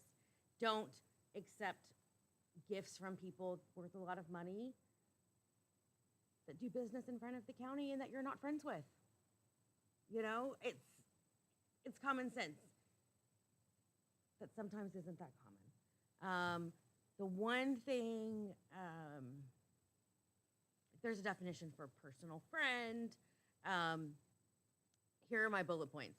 You can't accept or ask for or accept money for what you're already doing. You can't ask for or accept bribes for a job or for a contract. You can't use information that you got by service to the county to make yourself money. You can't accept anything that influences you. You can't accept a job that they've offered to persuade you. You can't accept a gift from someone who's affected by your job if the timing is suspicious. I know that's a little loosey, but that's going to be my problem, not your problem. Accept so many gifts that it looks like you're only in the job for the gifts, which I know is really true with this. And you can't use your job to threaten or retaliate against people for expressing views on public matters. Exactly. I don't know what that clap was, but the end. If you have any questions, let me know. I promise it's not hard. I promise that y'all make good decisions. And if you have questions, I'm behind the courthouse. I'm easy to find. Are you buying? No. Are they your friend? Okay, well, if you can confidently say that they're, well, listen, if they're doing it, if it's someone, if they've got a case before the board, that's probably not going to be a great look for you. And honestly, it's one of those things where, as the public servant, does it really matter if it's against the law? Because it's probably not going to be the right thing to do.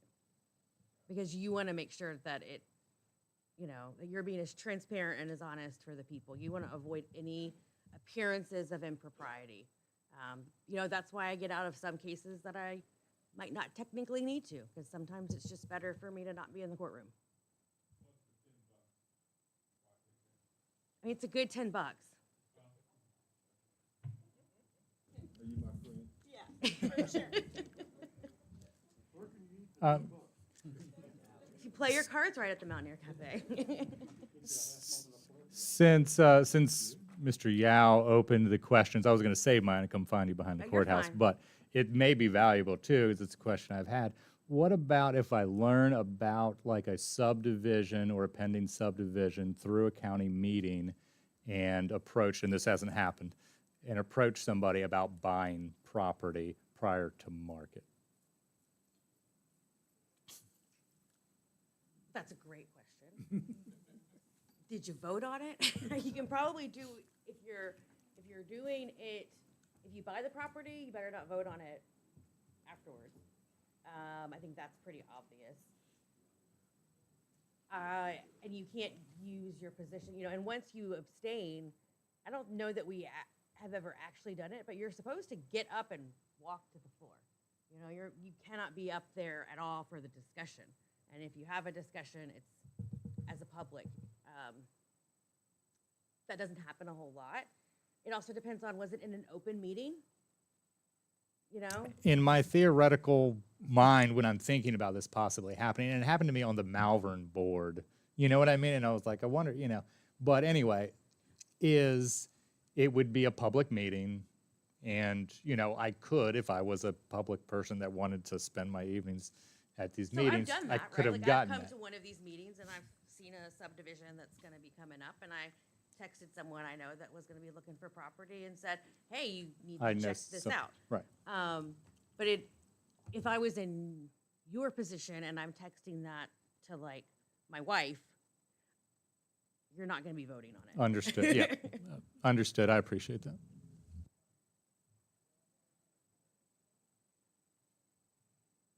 Great.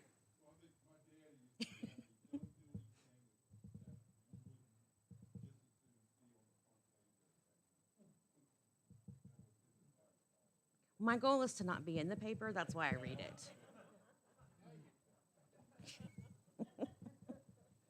all right, y'all are pretty good to me, it's fun. All right, it's past my bedtime. Thank you, guys. Appropriate. Very appropriate. Which one? Mr. Rise, are additional stuff from your end, or is that? Oh, yeah. Okay. Now it's FOIA time. Okay. Here are the things we're going to go over. All right, FOIA Council is a state body. It's here to answer questions about FOIA, publish this training, and even give advisory opinions. It's the people's records. That's the main thing to take away from this. The default is openness, and openness to our meetings, and we do have special exceptions. They're narrowly construed and has to fall within those. Y'all don't need to worry about this, but even the constitutional officers in the county are subject to FOIA. Yes, she is. Hey, who's your FOIA officer? There you go. So you guys have to receive training. If there's any questions about these, I can slow them down, and feel free to jump in if you've got questions as we go. And then you've got a clipboard that's going to be our documentation of you receiving this training, so make sure everybody fills it in. And then Kimberly and Meredith, both? Or is it just Kimberly that maintains those? Kimberly, got it. Okay. You've got that as of today, Planning Commission. Board of Supervisors as of last night. You've got a copy in your inbox of FOIA law.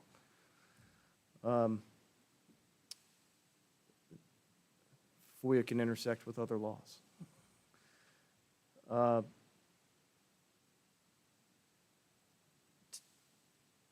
of this often applies to us. Emails are all public records, which is why it's always good to use the Madison County one, because we have a system that captures it. Alan Berry's got it. And so if we ever get FOIA requests, if we get discovery requests and lawsuits, then we can just pull those and life is easy. I would be cognizant of text messages discussing public business are FOIA-able. So if you're using your device, then make sure you're backing it up, that you're saving it, preserving it, because there may come a time when it gets requested or court-ordered. So her emails also, I delete them out of my inbox, but I don't They will delete the inbox. Everything, I don't delete the trash folder. They're all in my trash. I think you're fine. I think county server is going to preserve those separately from whatever you have in your personal inbox of either deleted or kept. So if I get forward, like I did it on my phone, I'm traveling, Yes. so it's not coming on my laptop in the county. Yep. So are you still using the county email? Sure. I guess, like. Right. I'm saying, are you forwarding it to like your Gmail account, or is it responding with your Outlook account? Okay. Well, do you know how somebody receives it? Like what it shows as? Okay. It's all foiable is the short answer. But best practice would be, if you could, like, these are Microsoft applications. If you're not already using it, then on your phone you could have the Outlook app, and you could use that and keep it all contained within that guy if you want. Don't have to, just saying. Any other questions on that stuff? Correct. And Alan and those guys can help with that. All right, public records. So, again, presumed open, and the definition, of course, is super broad. I'll look at the bottom, it's even draft of things are considered public records.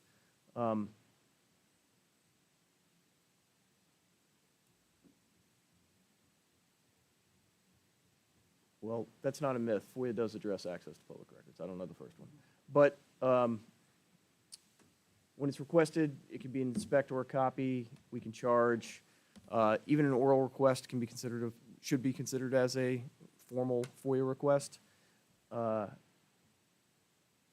Who has the right to make? Citizens, media, and then I think we tend to treat out-of-state ones just the same as in-state ones.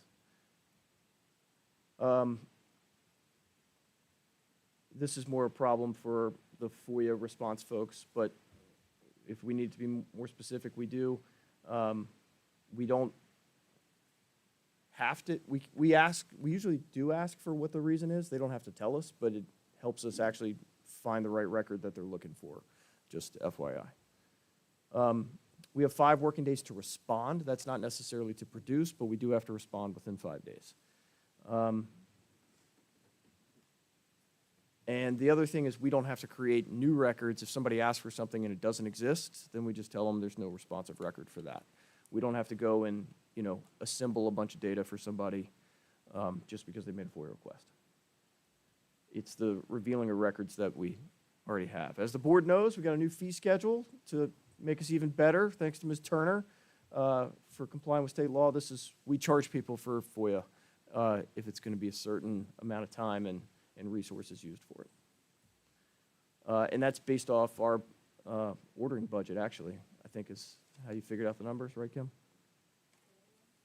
It's actually the cost of, like, what the paper costs and the thumb drives and all that. Jonathan Weekly is the FOIA officer for everything county related. That's not Commonwealth's attorney, clerk of court. And then, so if you get a FOIA response, then send it to their office. If you get a FOIA request, rather. These are the responses. We've got them, you can have them. We're not giving them to you. We're giving you part of it. We need more time. Again, really narrow the exemptions. And then I wanted to pull this one. This is from Orange County. This is a recent one. Yeah, this was a bad to go for Orange County. Amazon was looking to make a 2,600 acre, I guess, a data center. And all the board members and other officials signed NDAs. Piedmont Environmental Council came looking for, hey, what are the things you've done with Amazon? They were like, we're not giving you any of this. And Piedmont Environmental Council sued them, and they coughed them up. Was it subdivision? Oh, yeah. Wilderness Crossing.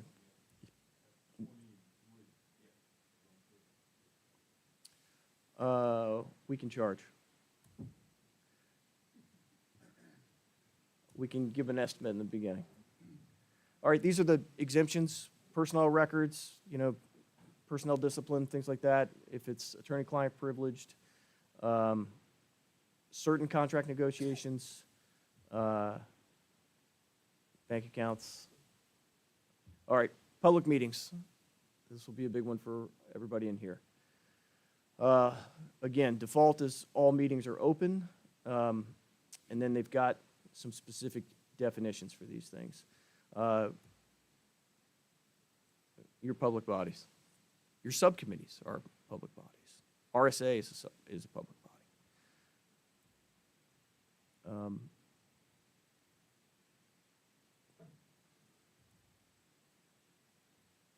All right, meetings is again broadly defined. And so the last one, the discussing or transacting public business in real time. So we'll do emails sometimes, particularly from staff saying, hey, here's information for you all. So the reason it doesn't qualify as a meeting is because it's just sort of a, here you go for your consideration. When it starts becoming a back and forth, a real-time kind of conversation, that's when it is turned into an electronic meeting. So I understand from my 14-year-old that it is a horrendous offense to not react to every text message that you get. But for the purposes of this, you don't have to reply with a received it or a thank you or anything like that. Yeah, so this went into a recent Supreme Court case. What is a meeting and what is transacting public business? But essentially it means anything that's either obviously going in front of the board or is likely to be going in front of the board or the planning commission. So this came up in Prince William. They had an outbreak of, first it was demonstrations, then they got called unlawful assemblies or riots. And so, you know, sort of wake-up criteria for the Board of Supervisors. They're going back and forth, figuring out what's going on, talking to the police.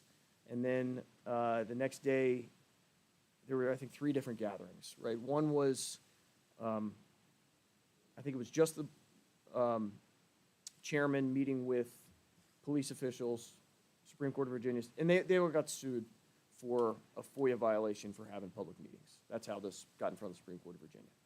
So the first one was just the chairman meeting with police. Court said no problem.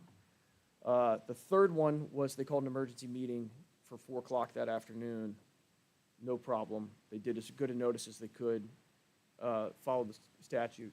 The middle one was, I think, I'll say 3 out of 5 went to a citizens advisory meeting with the police.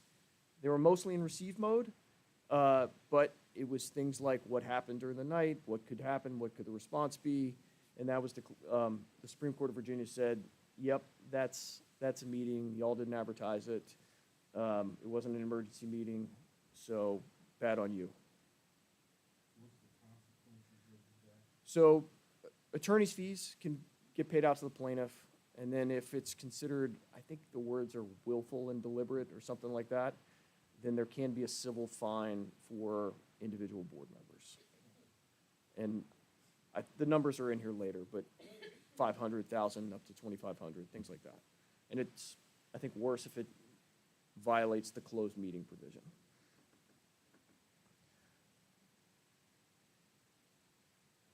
Yep. It's a great slide. I mean, these are all the things we normally do. The only time it gets dicey is when we have either special meetings or emergency meetings, or we have to continue it, then we just got to make sure we're doing what we need to do in terms of advertising in the right places, which usually means the paper, out front, and on the website.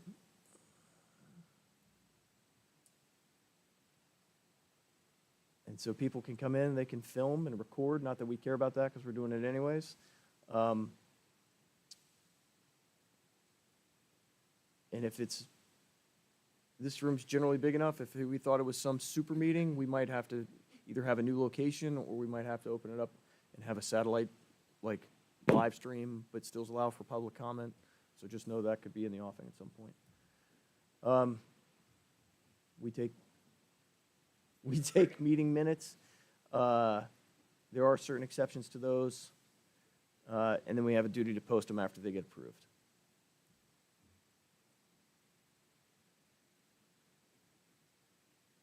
And that's what they have to include. You don't have to have an agenda, but if you do, it's going to have to be posted in proper places and have certain contents. All right, closed meeting. And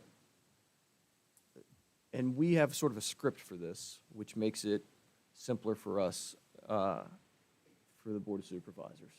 But identify the subject matter, purpose of the closed meeting, and make special reference to the exemption used.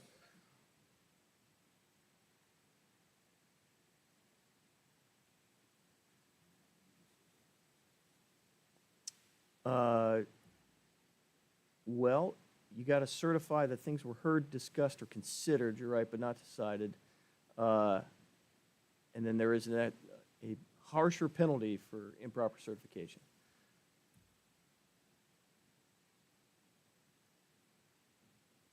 All right, so votes need to be out in the open, no written or secret ballots. Straw polls, which we often do, are allowed. I guess you can make decisions, but they're not going to be effective until you come out in open session. Commonly used exemptions, personnel obviously being a big one. The other one is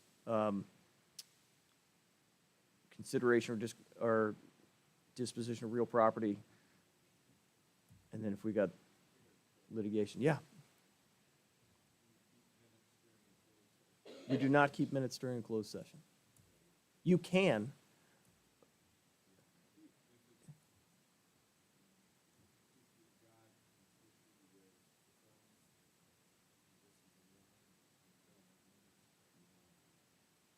I think you would come out of that meeting with a decision about what action you're going to take, and then that would be, if it's a warning example for poor performance or something like that, that would be documented.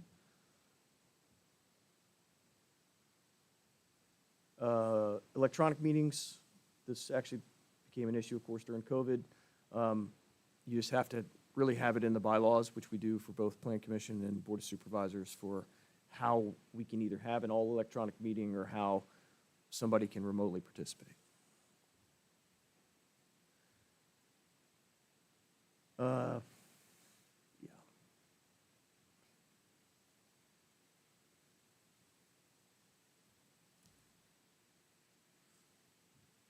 And these are the different circumstances when you can do, I think, all electronic meeting.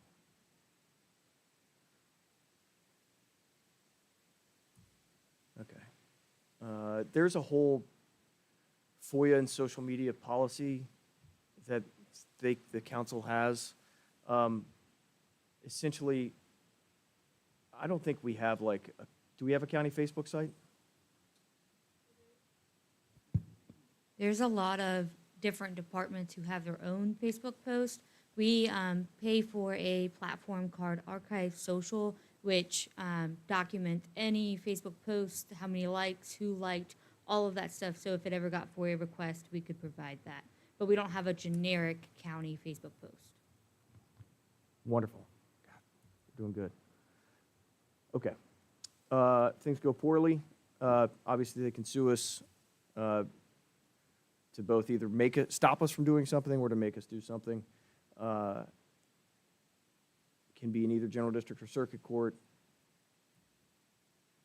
And again, they can get attorney's fees for it. That's sort of the big, individual fines and attorney's fees are the big sort of acts that can fall. And then these are some of the civil penalties for the violations.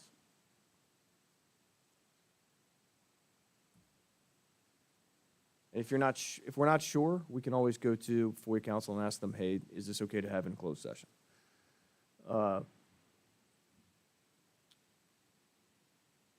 The Library of Virginia publishes all the retention periods for how long we got to keep stuff. Ms. Turner's on that one as well.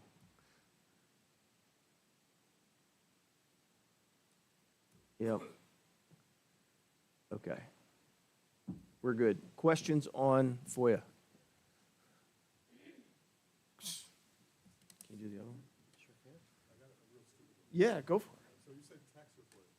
Yes. But what if I had made a phone call to Nancy saying, ask her questions like this stuff? It's not a written record or a recording. unless you're a recorder. Okay. Yes. No, the only problem would be is if you guys did a three-way call and you added somebody else. Now you've made a meeting. All right, so this is not FOIA. This is just issue spotting for things that may come up to be aware of so that we don't run into other things that might get us into the world of litigation. And so that we respect people's rights.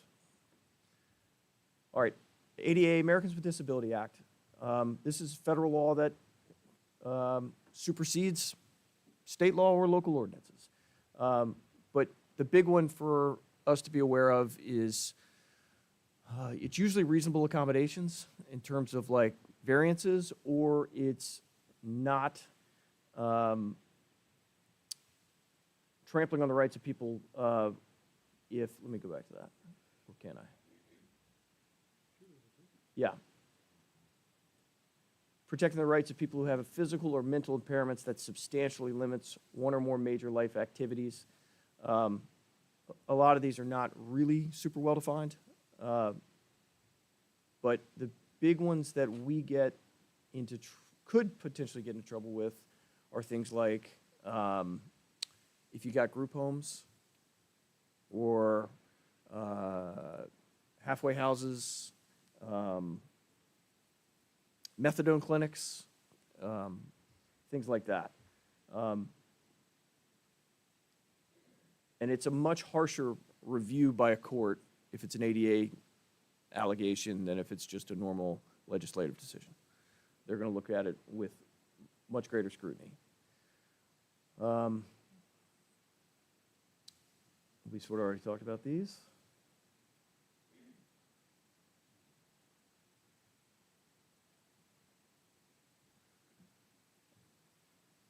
And then we can't require a special use permit of a group home of 8 or fewer persons or residential facilities with qualifying people if single families allowed in that same place.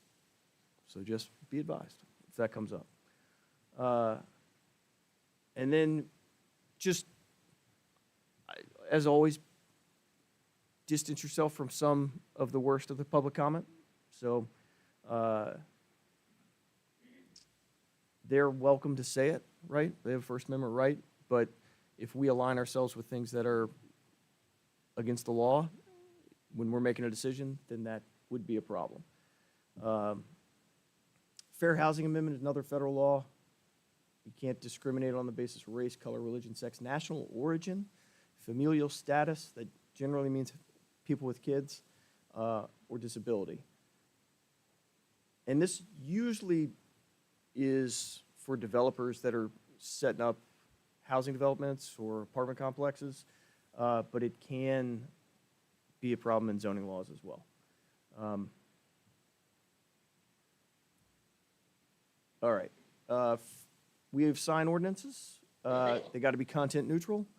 For example, I think we corrected one that we had, which was, it was in regards to political signs in particular, which is not content neutral, right? Because it's talking about the type of speech that's in them. And that went all the way to the Supreme Court of the United States, that one.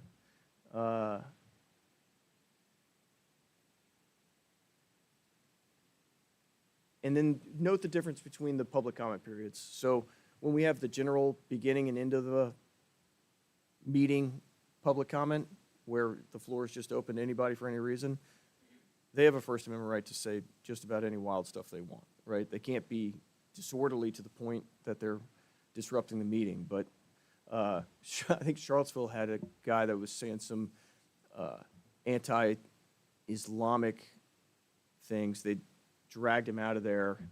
I think he successfully sued him for violating his First Amendment rights. But when it comes to public comment on specific proposals, like an SUP, then we can rightfully limit their comments to the proposal itself. But the easiest thing for us is time limits, and we've been over this before, but if you're going to impose time limits on people, then just make sure you're doing it uniform to everybody and not because, you know, we don't like what the person's saying or how they're saying it.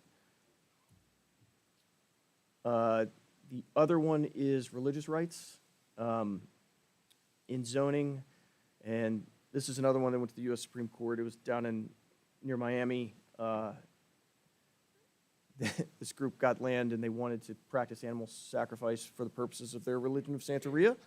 And so the city council got together real quick and said, hey, we're not going to allow any animal sacrifice in the city. And the Supreme Court of Virginia said, yeah, you can't do that. You're basically restricting their religion. You can do things like talk about how animals are kept, how they're killed, where, how the remains are disposed of, but you can't just do a blanket prohibition for that purpose. Obviously, we can't favor one religion over another. So there you go. There's your test that a court's going to look at. Does it have a secular purpose as opposed to a religious one? Is it not primarily intended to advance or inhibit a religion?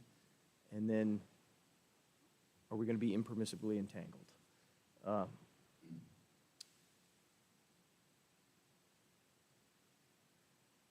Yeah, there you go. It's a terrible acronym. Arluipa. It's not good branding. PRDRC is really good.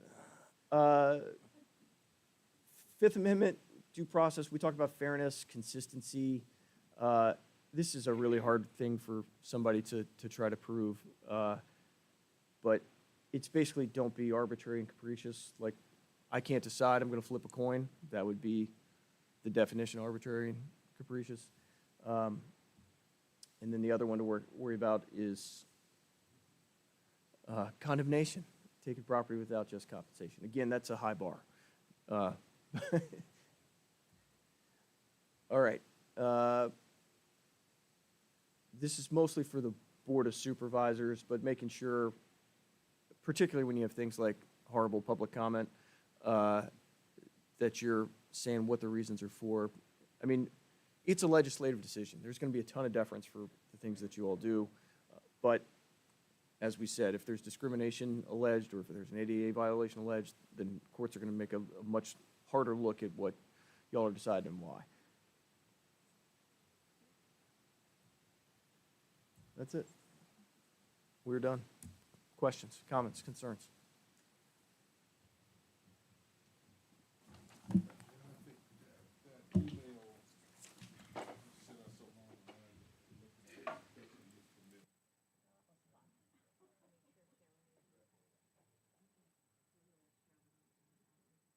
All right. Anything further, or is that it from you? You are training complete for 2 years. Perfect. All right, I think that's it for the evening then. Do we have a motion for adjournment? We adjourn. It's been moved and seconded. All those in favor of adjourning, say aye. No one's going to say nay. All right. Have a good evening. I'll entertain a motion to adjourn the Board of Supervisors. So moved.